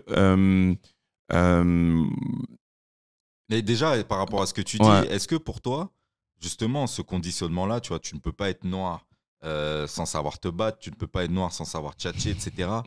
Est-ce que pour toi, c'est déjà quelque chose de positif ou de négatif? Et est-ce que c'est ça qui doit te définir en tant qu'homme, tu vois? Tu vois, c'est super intéressant comme question parce que je comprends le fait qu'on soit arrivé à un stade. En fait, aujourd'hui, les gens ils veulent déconstruire, tu vois. Et je comprends qu'on soit arrivé à un stade où on souhaite interroger tout. On souhaite tout questionner. Tu vois. On veut tout questionner. Et ça peut s'entendre, mais... Tu sais pourquoi je te pose la question? Dis-moi. Mais attends, vas-y, je te laisse développer. Ouais, parce que tu vois, là, je t'ai pas... Je dis pas que c'est bien, voilà. Comme ça, je le dis. Je dis pas forcément que c'est bien. Mais la question que je pose, c'est justement, est-ce qu'on doit le questionner, ça? Je sais pas, imagine par exemple que toi et moi, là, on serait nés Maasai. Ça aurait été quoi notre réalité en tant qu'homme Maasai? Ah, tu me poses beaucoup de questions parce que je ne connais pas réellement les règles de société des Maasai. Non, mais moi non plus. Moi non plus. Mais en fait, dans les grandes lignes, on sait très bien que tu as énormément d'hommes. Enfin, on connaît la légende des guerriers Maasai. En tant qu'homme, tu aurais dû savoir défendre ton précaré, défendre, tu vois ce que je veux dire, ta famille. Et en fait, on ne se serait pas posé la question de est-ce que, tu vois, c'est bien de fois quand t'es un homme Maasai non, en fait, tu fermes ta gueule. T'es né, t'es un homme et il y a ce framework. Donc, on peut s'interroger, mais à un moment donné, tu vois, c'est des questions sur des questions sur des questions. Et aujourd'hui, il y a tellement de questions. Alors, je vais te dire pourquoi est-ce que je te pose cette question. C'est pas pour aller nulle part. C'est parce que, tu vois, on va se contenter de faire avec les éléments que l'on a sur la table. Partons du principe qu'être un homme noir, dans la façon dont c'est perçu, c'est, quand tu viens de la cité, etc., c'est savoir se battre. Et quand t'es jeune, hein. Oui, quand t'es jeune. C'est pour qu'on puisse comprendre. Ouais. Et savoir séduire. Ça te donne quel genre d'adulte? Ça te donne des adultes qui pensent qu'ils sont virils grâce à leur art du combat ou, tu vois, grâce à la force physique. Et des personnes qui pensent qu'être adulte, c'est savoir séduire toutes les femmes. Et je trouve que ça peut apporter des problèmes dans la société dans laquelle on vit aujourd'hui, parce que nous, on le voit, tu vois, toi et moi, on développe un accompagnement autour de l'éducation financière, et on voit qu'il y a une différence, surtout dans notre communauté, entre les hommes et les femmes. Il y a beaucoup plus de femmes qui sont en place, globalement, financièrement, dans notre communauté, que des hommes. Tu as énormément d'hommes qui se retrouvent dans des situations où ils ne contrôlent pas réellement leur quotidien. Ils n'arrivent pas à s'enrichir. Ils n'arrivent pas à se prendre en main. Par contre, ils arrivent à séduire des femmes. Ils arrivent à se battre dans la rue. Tu vois ce que je veux dire? Et c'est un peu ça, ce dont j'ai envie de parler. Alors, ce que tu dis est vrai sans être vrai, de mon point de vue. Parce que, tu vois, ce n'est pas des Noirs qui ont inventé Tinder. Tu vois ce que je veux dire? C'est pas des Noirs qui ont inventé Tinder. Et la réalité aujourd'hui, c'est que plus d'un mariage sur deux se solde par un divorce. C'est pas des Noirs qui sont concernés par le fait que, en tout cas des hommes noirs qui sont concernés par le fait que un mariage sur deux se solde par un divorce. Il faut en fait comprendre qu'aujourd'hui, on évolue dans une société, on l'appelle la société du choix. En fait, c'est comme devant Netflix. Quand tu es devant Netflix, tu as tellement de choix que tu sais même plus quoi regarder. Eh ben aujourd'hui, nos relations sociales, c'est exactement ça. Et là, je reste sur l'homme, hein, tu vois, sur les hommes. Mais aujourd'hui, en fait, même quand tu es en couple, tu passes ton temps à te demander est-ce que je suis avec la meilleure personne? Parce que tu sais que tu as un clic de pouvoir rencontrer peut-être quelqu'un d'autre. Et donc, en fait, on est dans cette dualité-là. C'est vrai ce que tu dis. Juste, tu vois, sur ça. Vas-y. Et ensuite, sur ce que tu as dit, sur ça donne quel genre d'adulte, je peux être d'accord avec toi, mais j'ai quand même des réserves parce que moi, j'ai grandi dans ce framework et je me sens absolument pas concerné par la typologie d'adultes dont tu as parlé, tu vois. Tu as effectivement des adultes qui sont irresponsables et qui sont dans cette... Tu estimes, en toute honnêteté, que ton style de vie ressemble à la plupart du style de vie de nos frangins en général? Alors, en France? Non, mais pour moi, c'est pas dû... forcément à ça. En tout cas, pour moi, l'explication, elle vient pas de là. Pour moi, l'explication, elle vient du fait qu'aujourd'hui, tu as effectivement, nous on le voit hein, dans notre accompagnement, on a 95% de nos élèves, on va dire ça comme ça, sont des femmes. Ok.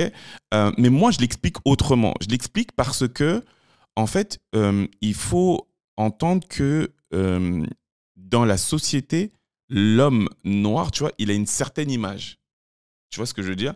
Et cette image-là, c'est pas l'image forcément du séducteur. Enfin, si, ça peut être l'image du séducteur ou du bagarreur, mais je veux dire, c'est pas ça qui, professionnellement parlant, en tout cas, va lui couper les jambes. Moi, j'ai plutôt l'impression, en fait, que... Tu penses pas que tu as beaucoup de frères qui sont plus intéressés par l'image qu'ils projettent plutôt que par réellement ce qu'ils font? Oui, mais en fait, si tu veux, pour moi, le problème, tu vas me dire ce que tu en penses, hein, mais pour moi, le problème, il tient plus de la manière dont la société te qualifie en tant qu'homme et notamment noir. Je m'explique. Quand tu es à l'école, en tant qu'homme noir, c'est pas classe d'être le premier de la classe. Tu vois ce que je veux dire? Oui, à la base, non. Il y a quelque chose de frais, de cool, pour parler comme un vieux, tu vois, dans le fait, tu vois, d'être celui qui est au fond de la classe, à foutre la merde, etc. D'ailleurs, c'est lui qui est souvent le plus coté, tu vois.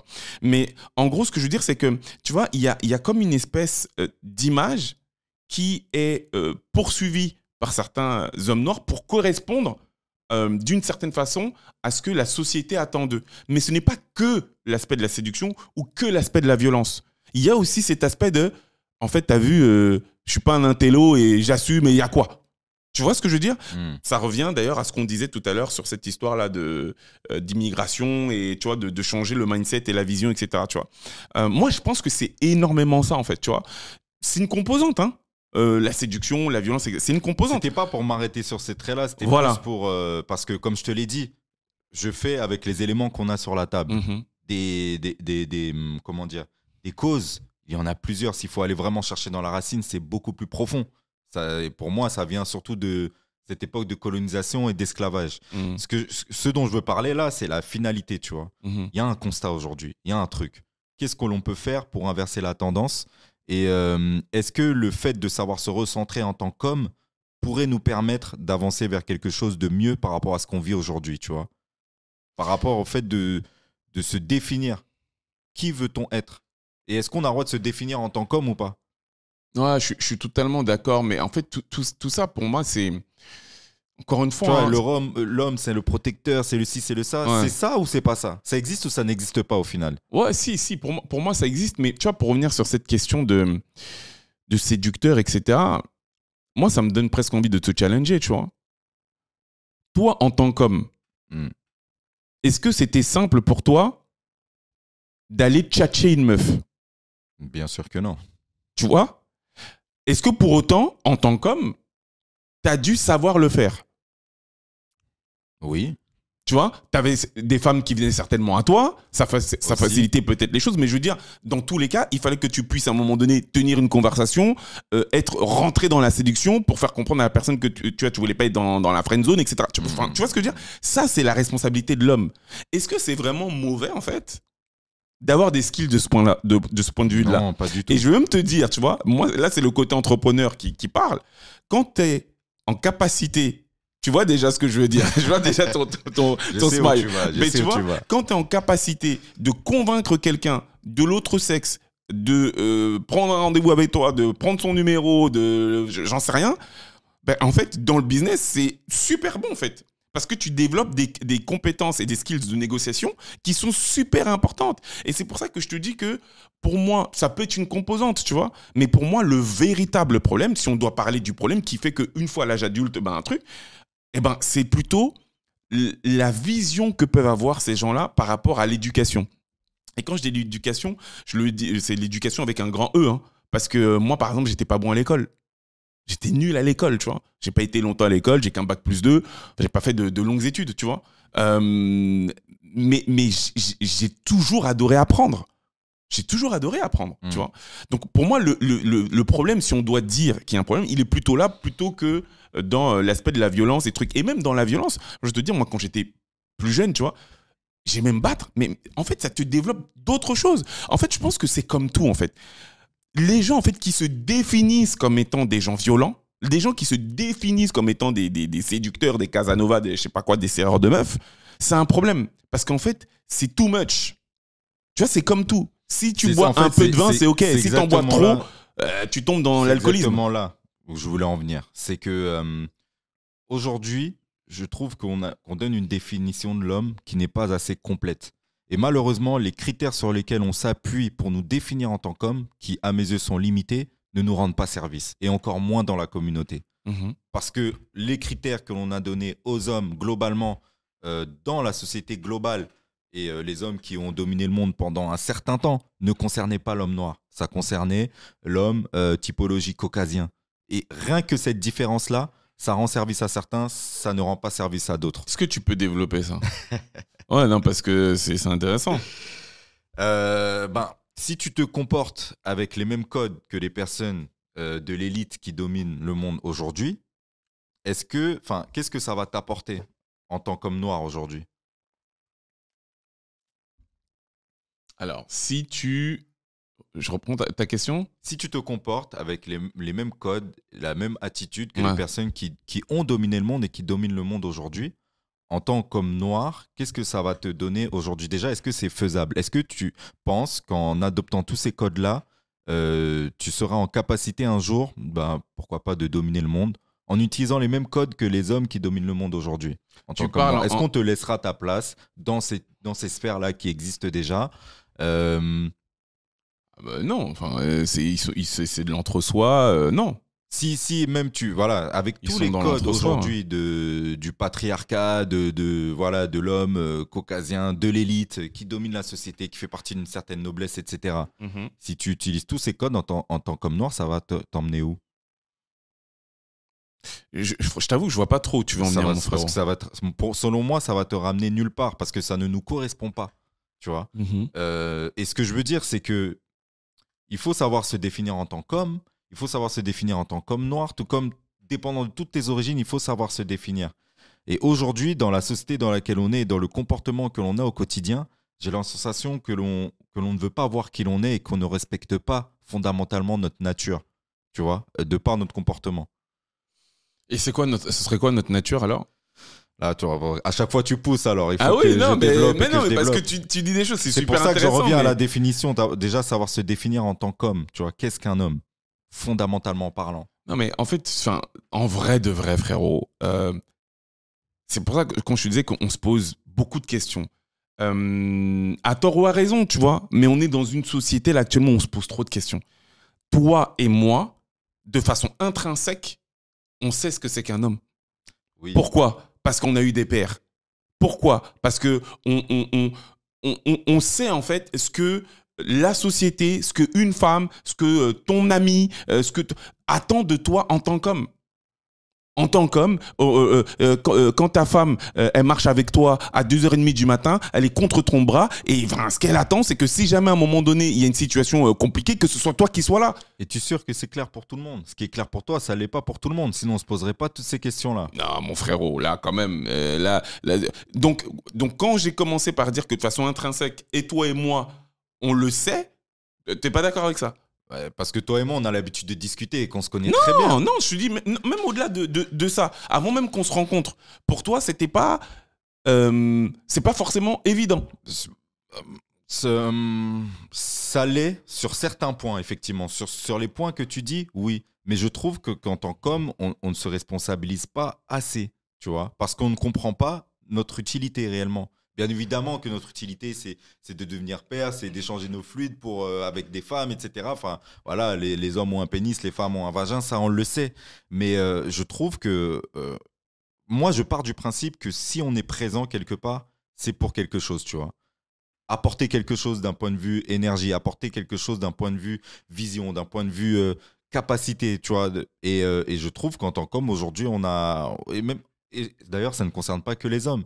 Je trouve que justement, par rapport au fait, peut-être que c'est parce qu'on se pose trop de questions, mais peut-être que c'est parce qu'on fait face à un flux d'informations qui nous mélange aussi aujourd'hui un peu les pensées. Je trouve qu'on a du mal à définir notre rôle et la direction que l'on doit prendre dans notre vie. Et je trouve que là où ça apporte des conséquences assez négatives, c'est lorsque l'on fait face, selon moi, à des personnes qui n'assument pas justement leurs responsabilités de par qui ils sont, tu vois. Et ça te donne, par exemple, beaucoup d'hommes qui vivent dans un statut d'enfant jusqu'à leurs 25, 30, 35, 40 ans, à rester chez leurs parents, à se dire que je peux profiter de cette situation-là, à ne pas faire face à certaines choses dans leur vie qui vont leur faire passer à l'âge adulte. Tandis qu'on sait très bien qu'à l'époque de nos ancêtres, il y avait des traditions d'initiation qui te faisaient passer d'enfant à homme. Tu vois ce que je veux dire? Ok, je vois ce que tu veux dire. Ok, enfin, alors moi, sur ce constat-là, je suis plutôt d'accord. On en a même fait un live il y a pas longtemps où on parlait spécialement des hommes et où clairement on n'a pas été tendre. Donc de ce point de vue-là, je suis d'accord avec toi. C'est-à-dire qu'il y a une forme de... comment dire, j'ai presque envie de dire de laisser aller, tu vois, d'un point de vue général, parce que bien évidemment que tu as des hommes qui construisent, tu vois, qui font des choses, etc. Mais encore une fois, parce qu'on a la chance d'échanger avec énormément de personnes, et notamment des femmes, le constat qui revient souvent, notamment chez l'homme noir, c'est ce problème, en fait, de vision et de construction. Mais ça, et même de confiance en soi, au final. De confiance en soi, certainement. On n'est pas conscient de nos capacités et de ce qu'on a la possibilité de faire en tant qu'homme. L'homme est créateur, l'homme est plein de choses et on n'exploite pas ces choses-là. Mais moi en fait, là-dessus, je suis d'accord, en fait. Moi, là où, en fait, pour moi, était notre échange, c'était sur l'essence. Quand tu posais la question, qu'est-ce qu'un homme? C'était ça, la question, tu vois. C'est une question, quand même, qui est deep, tu vois. Et pour moi, elle va au-delà de ça. Sur le constat, je suis d'accord. Je pense que... mais ça s'explique aussi, tu vois. On en a donné un bout de l'explication. Si aujourd'hui, tu as autant d'hommes noirs qui sont dans... comment dire, les difficultés quant au fait de se développer, c'est déjà dû au fait qu'ils sont moins éduqués que les femmes, c'est-à-dire ils sont moins diplômés que les femmes, et donc il y a déjà, tu vois, cette disparité qui est très importante. Quand tu regardes en fait la grille de salaire moyenne des femmes noires comparée à celle des hommes noirs, il y a même pas de, il y a pas match, tu vois ce que je veux dire? Et ça, c'est un travail qu'on doit faire. Mais sur la question que tu poses de qu'est-ce qu'un homme? Moi, je te dis, frérot, enfin, et je pense justement que le clash auquel on assiste aujourd'hui entre ces mouvements dont je parlais tout à l'heure en préambule, issus de cette dynamique wokiste, du wokisme, et les mouvements type MeToo, etc. C'est justement, en fait, le clash auquel on est en train d'assister, il est à cause de ça. Pour moi, les hommes aujourd'hui savent très bien qui ils sont, frérot. Ils savent très bien de façon intrinsèque, là encore, ce qu'ils ont à apporter.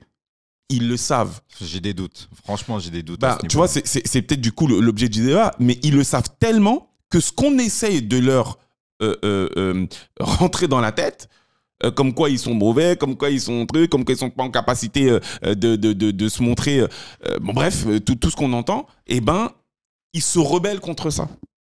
Parce qu'en fait, ce que eux veulent, un homme, en fait, en vrai... Tu trouves qu'il y a une rébellion, toi, en ce moment? Mais frérot, Andrew Tate, c'est quoi? Mais c'est mineur à côté de la masse. Non, je crois que tu n'as pas suivi le phénomène Andrew Tate, frérot. C'est l'être humain qui a été le plus googlisé en 2022. Il a été tellement loin qu'il a été cancel comme jamais personne n'a été cancel sur cette planète. Frérot, pourquoi? Parce qu'il a parlé à un cœur son cœur de cible qui étaient des hommes qui ont le sentiment, en fait, frérot, de ne plus pouvoir, en fait, exprimer qui ils sont et ce qu'ils veulent. Donc pour toi, le gros du problème, c'est pas que les hommes ne savent pas qui ils sont et ce qu'ils peuvent faire, mais c'est surtout que la société n'accepte plus les hommes mais c'est exactement ça, frérot. Okay. C'est exactement ça. Okay. Un homme, il est quelque peu stupide. J'utilise de gros guillemets. Qu'est-ce que je veux dire par là? Mais même nos mères, tu vois, elles l'ont toujours dit. Tu remplis son ventre, tu vides ce qu'il y a en bas, c'est OK. Et frérot, la vérité, c'est que c'est vrai, en fait. Genre, ça sert à rien de... C'est vrai. Sauf qu'aujourd'hui, on est en train de t'expliquer que, bah, en fait, comme toi, c'est ça que tu es, mais t'es un animal, en fait. Ben oui, et pour arriver à ça, tu nous manipules, tu nous violentes, etc. Enfin, je sais pas, j'avais eu un débat il y a pas longtemps et c'était super drôle parce que, en gros, tu as pas mal de femmes, par exemple, qui se cachent derrière l'argument de la violence des hommes et on t'explique que même le constat qu'on peut faire de la recrudescence des féminicides qui existent là à l'échelle française, tu vois, à l'échelle nationale, tu sais, finalement, à l'échelle du nombre de Français, mais frérot, c'est 0,00001.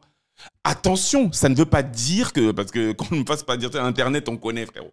Là, tu vois, je peux rentrer dans un... Je ne suis pas en train de dire que ce n'est pas une cause qu'il faut défendre. Je veux même dire, parce que tu disais que tu étais comédien, c'est pas mon cas, mais j'adore, tu vois, j'adorais pouvoir travailler ça. Et j'avais fait un court-métrage qui traitait de la question, tu vois. Donc, je suis pas en train de minimiser, mais je suis juste en train de dire que les féministes mal intentionnés qui s'appuient là-dessus pour essayer, tu vois, d'agiter comme ça des épouvantails, à faire peur les gens en disant les hommes ils sont comme ci, les hommes ils sont comme ça.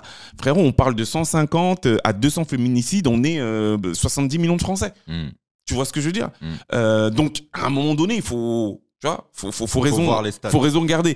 Et la réalité, c'est qu'on est en train de nous expliquer que on est des animaux. On est des animaux parce que nous c'est le ventre et le bas ventre. Mais frère, c'est comme ça.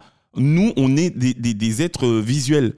Ouais, on aime quand notre femme, elle nous correspond physiquement. Et on aime quand, souvent, les critères physiques, on va rester calme, tu vois. Le podcast et tout, même si on a dit qu'on parlait français. Non, oui, non, mais il faut dire les choses. Tu vois, on aime ça. Ben, c'est critiqué, frère.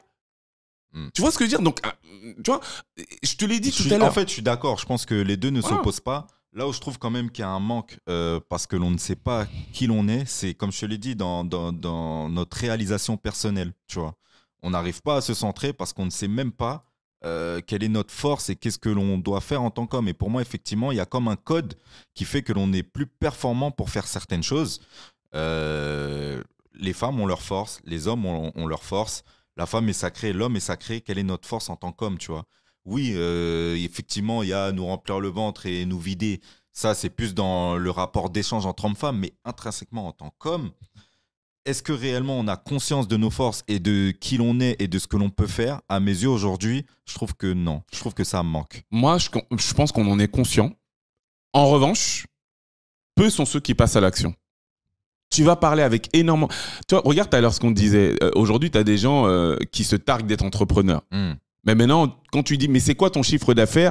Ça te parle dans un dialecte que tu n'as jamais entendu dans ta vie. Tu vois ce que je veux dire?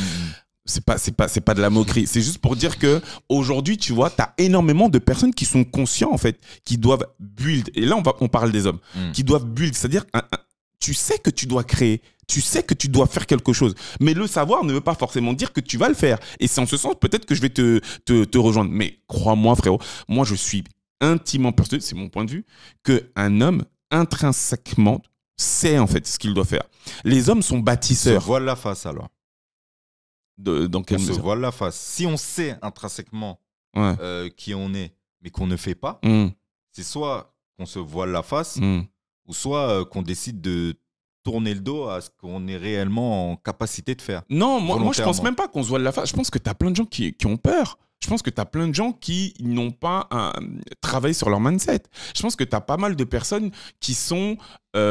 parce que aussi le système, tu vois, on est issus tous du système scolaire. Et ben ce système qui t'explique qu'il faut aller à l'école le plus longtemps possible, essayer d'avoir le plus gros diplôme possible pour ensuite essayer de le monnayer sur le marché du travail et derrière avoir ton fameux CDI via lequel tu vas enfin pouvoir mettre de l'argent de côté sur ton bon petit livret A. Tu vois ce que je veux dire? Enfin, aujourd'hui, tu veux un appartement, t'es quand même beaucoup plus facilité quand t'as un CDI que quand t'as 2 ans de boîte. Tu vois, il faut que tu aies minimum 3 bilans pour espérer avoir un crédit et il faut que tes bilans ils soient à tel... Enfin, bref, tu vois, c'est quand même plus compliqué le chemin de l'entrepreneur ou de l'entrepreneuriat que celui du salariat. Pourquoi? Parce que on préfère que tu sois un bon petit soldat qu'autre chose. Donc cette dualité fait que tu as beaucoup d'hommes qui, voilà... je pense qu'il y a un manque... Passe pas à l'action, quoi. Je vois ce que tu veux dire. Tu mets en avant la peur. Je suis d'accord avec ça. Je pense qu'il y a aussi et surtout un manque de passage de relais, un manque d'information, un manque d'initiation, un manque de structure qui te permettent de savoir ce que l'on attend de toi en tant qu'homme. Parce qu'il y a une différence entre ressentir ton potentiel Et réellement, quand quelqu'un te dit, voilà, si tu ressens ce potentiel, c'est parce que tu es ça, ça, ça, ça. Voilà ce que tu es en capacité de faire, maintenant fais. T'as tellement raison qu'on t'explique que l'académie montée par Andrew Tate, c'était, parce qu'après il a eu ses problèmes, mais c'était 10 millions de dollars par mois. Frérot, t'as entendu 10 millions, 120 millions de dollars sur un an. Son académie, je te parle même pas de ses business et tout. Ce mec-là, pour te montrer qu'il avait tellement d'oseille, il est rentré chez Bugatti, il est ressorti avec une Chiron. Cash pour te montrer que t'as vu, t'inquiète pas. C'est tellement vrai ce que tu dis que ce gars-là a créé une armée. Mais quand je te dis une armée, ce gars-là, demain, il dit rentrez tous au Pentagone et trucs, les gens, ils vont y aller. Tu vois, il a créé tu vois, ce truc de gourou parce que ces hommes-là, ils ont besoin. Et quand je dis ces hommes, il y a beaucoup de jeunes hommes, tu vois. C'est beaucoup des jeunes, mais parce qu'ils manquent de repères. Exact, c'est ça, le manque de repères. Ils manquent de repères, tu vois. Et on a une responsabilité aussi, tu vois, là-dedans. OnlyFans, c'est un empire de plusieurs milliards de dollars. Mais pourquoi ? C'est parce que c'est rempli de simp. Tu vois, le simp, c'est ces mecs malheureusement un peu faibles. Quand je dis faibles, c'est ces hommes en fait qui n'ont pas développé là encore leur état d'esprit et qui ne sont pas ancrés dans leur statut d'homme et qui sont prêts à payer des centaines de milliers d'euros pour avoir des vidéos ou des photos à caractère, je peux pas le dire, mais tu vois, P. T'as capté ? PN. Voilà. Tu vois ce que je veux dire ? Les mecs, ils prennent des crédits pour pouvoir payer leur influenceuse préférée qui se retrouve sur ces plateformes-là. Tu vois ? Il faut savoir qu'aujourd'hui, je t'ai parlé tout à l'heure du taux de dépression, je t'ai parlé tout à l'heure du taux de suicide. Il faut savoir aujourd'hui que tu as le taux, chez les hommes, le taux d'hommes qui n'ont pas de relation intime, il a explosé ces 5 dernières années. Parce que quand on passe son temps à expliquer que tu sers à rien, t'es mauvais, il faut que tu écoutes un peu plus. Attention, je dis pas que c'est mauvais, tu vois, mais en gros, le caractère même de l'homme. Ah, moi, je dis que c'est mauvais. Hein. Non, mais tu vois. Oui, on dit les choses. Moi, voilà. Je pense que c'est mauvais. Non, mais en fait, moi, je dis pas que c'est mauvais parce que quand tu regardes le profil de l'homme des années 40, 50. Frérot, je trouve que l'homme évolué, entre guillemets, du 21e siècle, il est quand même, tu vois, quand tu regardes le rapport qu'il pouvait avoir avec la femme, en règle générale, comment est-ce qu'elles étaient traitées, etc., je pense quand même que l'évolution, elle n'est pas mauvaise. C'est juste que là, en fait, on est en train de basculer dans un extrême. Il faut se recentrer. Tu vois ? Se recentrer. C'est ça, c'est de ça que je parle. C'est ça. Se recentrer. C'est ça. Et je pense qu'on a fort à faire. D'ailleurs, on en a parlé. Hein. On se disait que ce serait bien qu'on crée un programme pour ces messieurs. Parce que je pense qu'il y a besoin de ça. Il y a besoin de ce cadre-là et qu'on puisse être tout simplement... je sais pas. Puisse s'élever. Voilà. Ça manque aussi d'esprit solidaire, je trouve, tu vois. Et c'est quelque chose qui est mal compris et il faut le dire hein, dans le business. Oui, on est là pour faire de l'argent, mais quand tu donnes du sens à ce que tu fais, et à un moment donné, donner du sens, ça veut dire être solidaire, te dire que tu fais ça pour élever certaines personnes et t'élever toi-même. N'oublions pas, parce que nous sommes des marketeurs, nous sommes des businessmen, que c'est rentable. Et retenez ça, les frères. Franchement, si vous voulez développer des business pour aider des personnes à évoluer dans leur vie, foncez. Ah, de ouf. Un petit thème ? Bah, je crois même pas, hein, parce qu'on arrive à la fin, là, je crois. 1h38, là, enfin 1h38. Ouais, donc ça veut dire qu'on a encore 20 minutes, c'est ça ? 20 minutes. Ok. J'aimerais bien... C'est beau ici. Hein. Ouais, franchement, on est bien. Jusqu'à on veut plus partir. Un petit thème explosif, là. Ouais, je sais pas s'il sera explosif, mais j'aimerais bien que tu me dises quand est-ce que tu as compris que tu étais noir. Est-ce qu'il y a eu un moment particulier ? Est-ce il s'est passé quelque chose qui t'a rappelé en fait à ta couleur de peau ? Complètement. Et c'est une question qu'on aime bien poser aux intervenants du Nekao Live.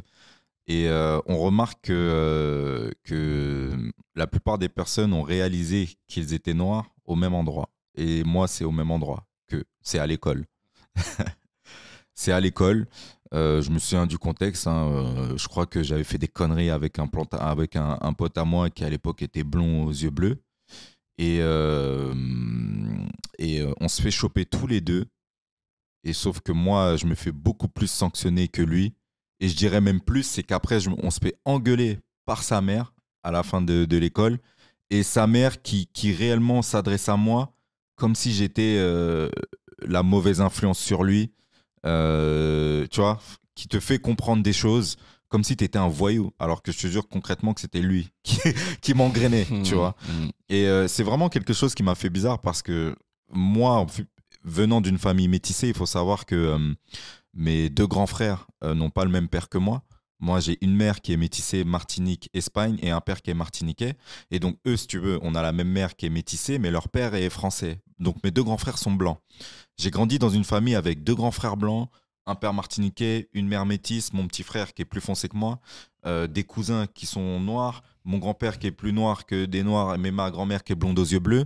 Donc, pour moi, il faut vraiment se rendre compte que la couleur de peau n'existait pas. Puisque j'ai grandi dans un milieu où on était tous mélangés. Et quand tu te retrouves confronté à ça, ça fait vraiment bizarre.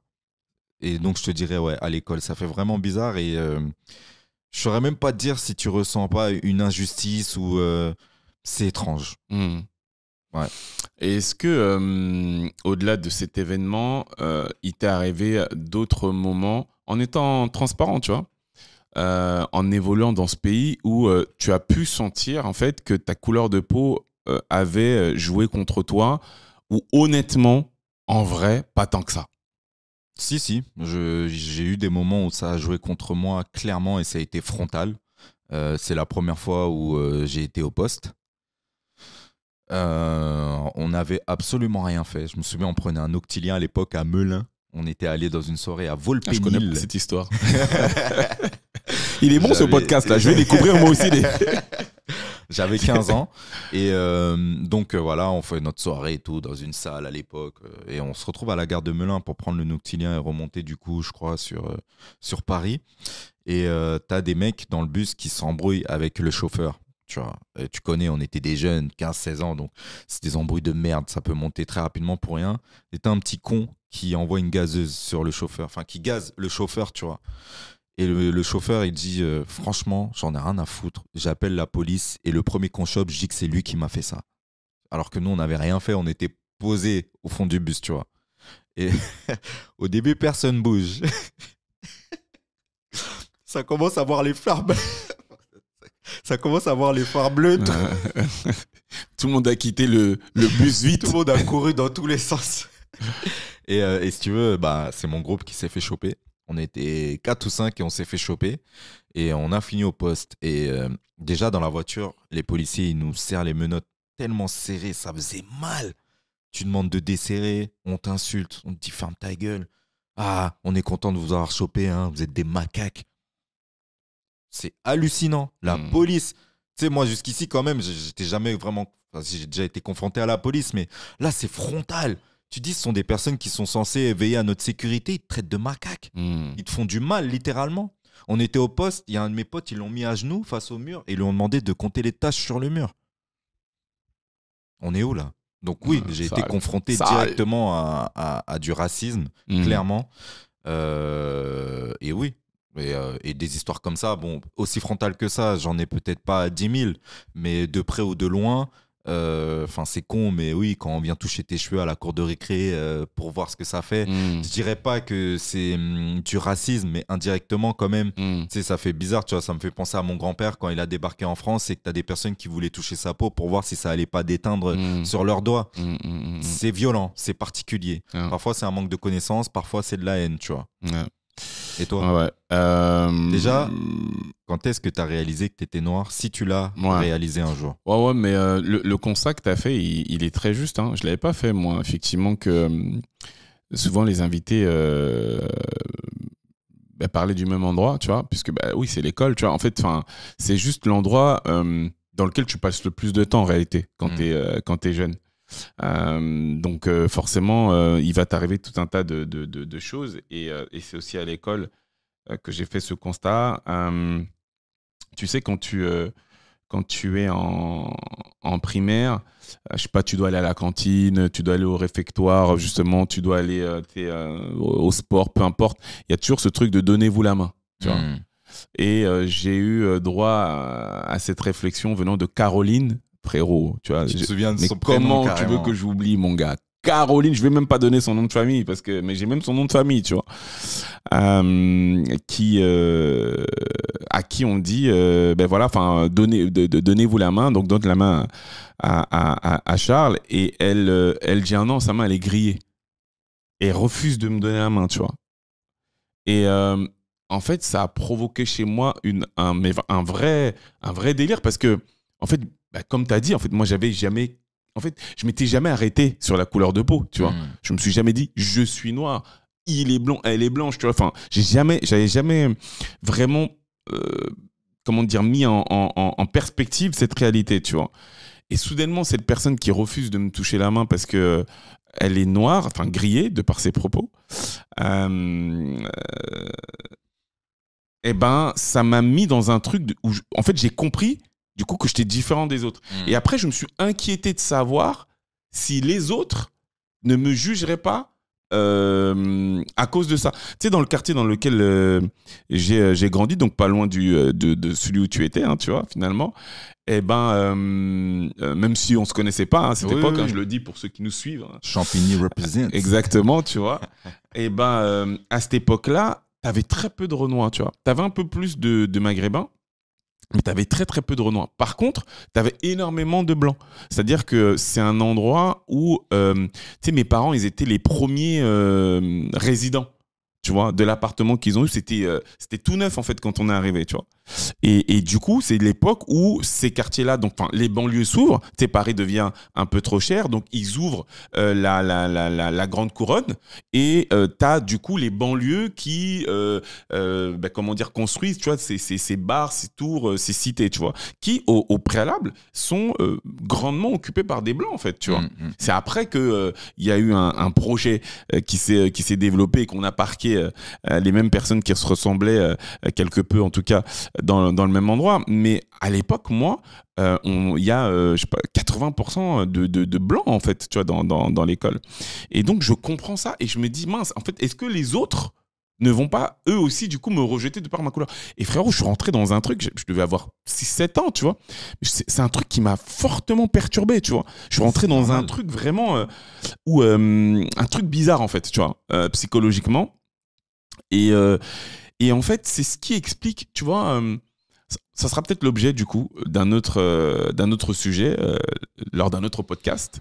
Mais tu vois, ce rapport justement de l'homme noir à la femme blanche, je pense que ça pourrait être intéressant qu'on aborde ce sujet, parce que je pense que tu as énormément... Tu vois, regarde le point commun que tu donnes là. C'est vrai que tous les intervenants qu'on a eu au sein du Nekao Live tous les mardis 22h sur Instagram, vous allez sur Loïc Monlou et sur Tracy Enzo.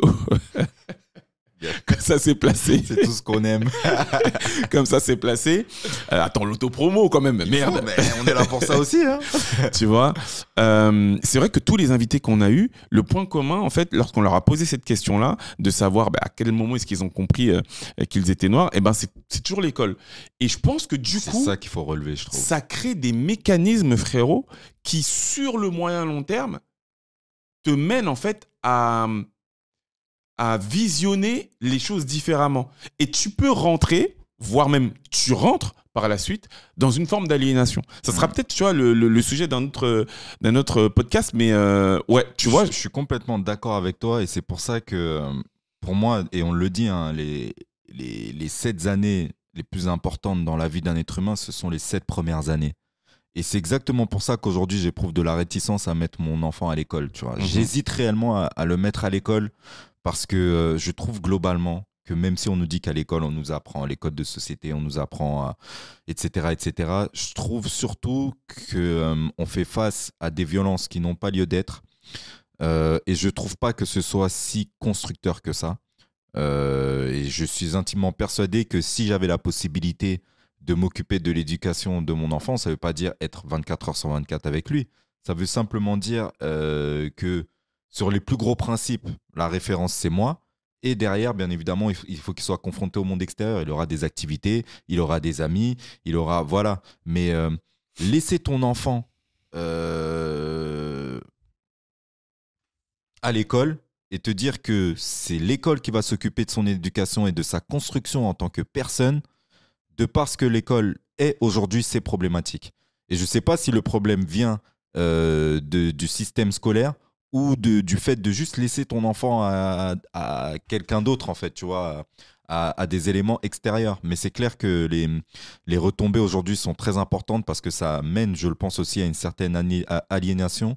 Ça nous conditionne et ça ne nous conditionne pas de la meilleure des façons. On le voit aussi dans la finance. Pourquoi est-ce qu'on ne nous apprend pas à épargner? Pourquoi est-ce qu'on ne nous apprend pas à compter notre argent, à l'investir? Pourtant, ce sont des choses assez basiques. On le sait, on accompagne des personnes au quotidien à ce niveau-là et on peut vous assurer qu'il n'y a rien de très compliqué, en vrai, au milieu de tout ça.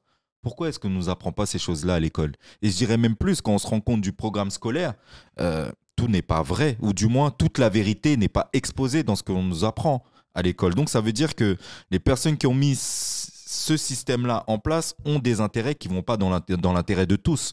Donc, tous ces éléments-là font que, pour moi, l'école, aujourd'hui, c'est un problème et c'est la première chose à laquelle on devrait s'attaquer. C'est vraiment au niveau de l'éducation. Où est-ce qu'on met nos enfants et qu'est-ce qui fait d'eux les adultes qu'ils vont devenir? Je ne sais pas ce que tu en penses. Ouais. Enfin, alors moi, mon fils, il a 9 ans, il est à l'école. Enfin, en même temps, tu sais que c'est obligatoire, hein, pour le coup. Tu vois, l'enfant, il est obligé d'aller... Depuis 2021 seulement. Avant, ce n'était pas obligatoire. C'est Macron qui l'a mis en place. L'éducation est obligatoire. Il faut que ton enfant, à la base, soit éduqué. C'est dans la Constitution. Et ce qui se passe en ce moment, c'est anticonstitutionnel, justement, cette loi qui a été mise en place. Mais bon. Donc, à la base, quand ton enfant, tu l'as intégré à l'école, il n'était pas obligé d'y aller. Alors, anticonstitutionnel, après, une loi anticonstitutionnelle, elle peut pas être votée, tu vois. C'est ça le problème. Alors, c'est que de nos jours, en 49.3, on se rend compte qu'il y a des incohérences. Ouais, alors après, ça reste dans la Constitution, tu vois, c'est juste par rapport au mot anticonstitutionnel, mais dans tous les cas, c'est discutable. Là-dessus, je suis d'accord avec toi. Par contre, en fait, je suis d'accord sans être d'accord dans la mesure où... Déjà, par rapport au sujet qu'on a abordé, je pense que ton fils, il sera quand même moins exposé à ce à quoi peut-être on a pu être exposé. Il sera exposé à d'autres choses et il entendra des choses, c'est sûr, tu vois. Même entre potes, des fois, des trucs de... tu peux avoir des salles noires qui passent, tu peux avoir... Voilà, donc il y aura une réalité. Toi, je sais déjà que tu feras le boulot, toi et madame, vous ferez le boulot déjà dans ce que vous serez amené à lui transmettre et c'est de ça que je veux dire. C'est qu'aujourd'hui, en fait, le gros problème aussi des parents, et c'est peut-être aussi pour ça, c'est même pas peut-être, c'est pour ça aussi que on prône sur le fait de travailler à une forme d'autodétermination et c'est vrai aussi, alors c'est vrai dans les finances puisque c'est ce qu'on produit, c'est ce qu'on vend, mais c'est aussi vrai dans la vie qu'on veut mener. Et quand je dis la vie qu'on veut mener, c'est que il est évident que quand tu es salarié et que, je sais pas moi, dans ton taf, tu es censé faire 12 heures par jour, quand tu rentres à la maison, tu es lessivé. Et que tu n'as peut-être pas toujours l'énergie qu'il faut pour pouvoir apporter le meilleur, tu vois, à tes enfants.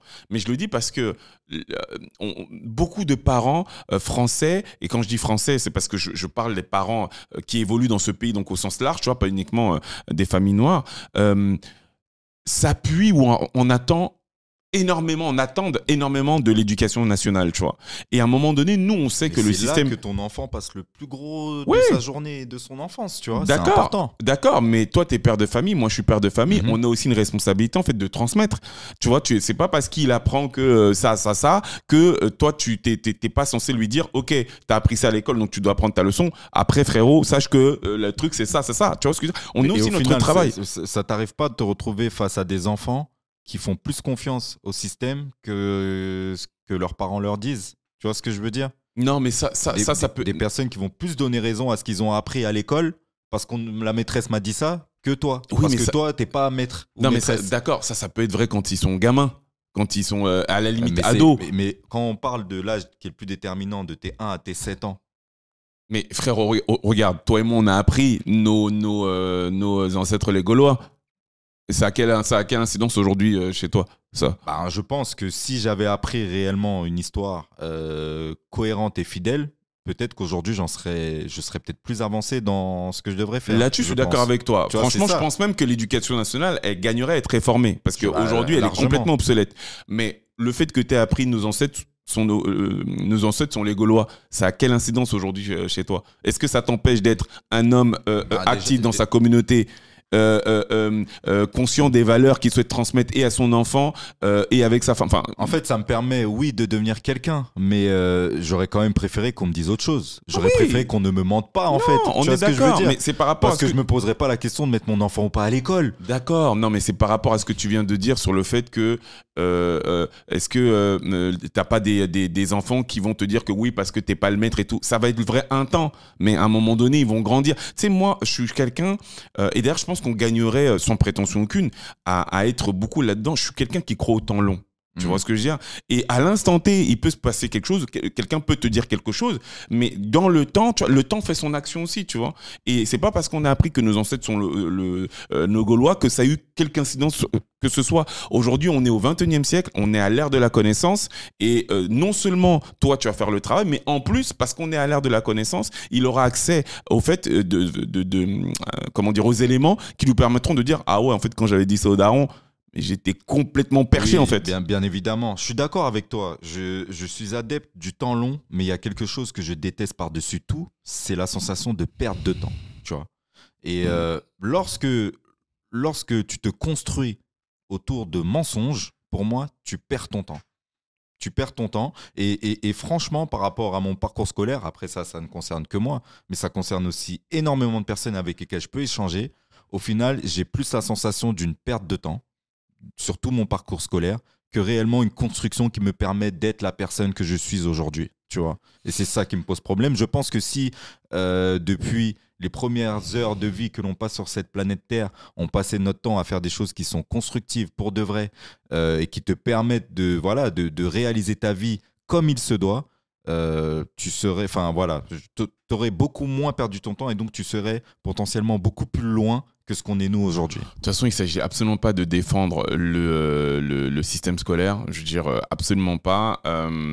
Moi, je suis plus dans le pragmatisme. Tu sais, il y a des choses qu'on ne peut pas changer. Tu dis que tu ne vas pas mettre ton enfant à l'école à moins de quitter la France ou d'être dans une forme d'illégalité, tu vois. Je vois pas comment c'est quelque chose que tu peux faire. Tu peux éventuellement passer par Montessori, là, tu vois, ce genre de truc. Est-ce que même ça, c'est la panacée? Je sais pas. Visiblement, c'est mieux que le système classique, mais même ça, je sais pas.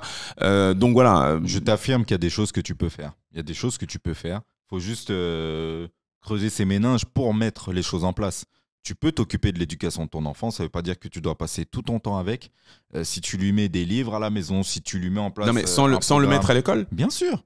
Ah, clairement. Mais il est obligé d'aller à l'école. Mais comme je t'ai dit, ça n'a pas toujours été vrai puisque ça a été mis en place depuis 2021. Et avant ça, je me suis pas mal renseigné sur le sujet. On appelle ça l'unschooling et non pas le homeschooling. L'unschooling, ça veut dire pas d'école. Ça part du principe qu'il ne faut même pas trouver une éducation alternative, mais il faut trouver une alternative à l'éducation parce que l'être humain est intelligent de base et que comment dire, ce qu'il a de meilleur pour apprendre, c'est de jouer, en fait, tu vois, comme les animaux dans la rue. L'être humain apprend en jouant, en étant enthousiaste. Et si tu le laisses aller vers ce qui l'intéresse, quoi qu'il arrive, ça te donnera un être humain équilibré, qui a confiance en lui et qui...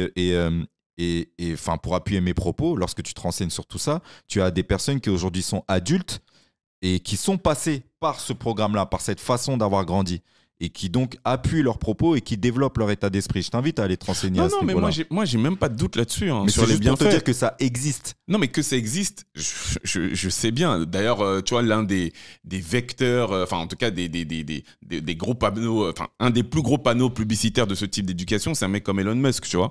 Donc, non, je sais, je dis juste que légalement parlant, je sais pas comment tu feras. Soit tu accepteras l'idée... Par exemple, en changeant de pays. Exact, mais voilà, c'est exactement ce que je disais.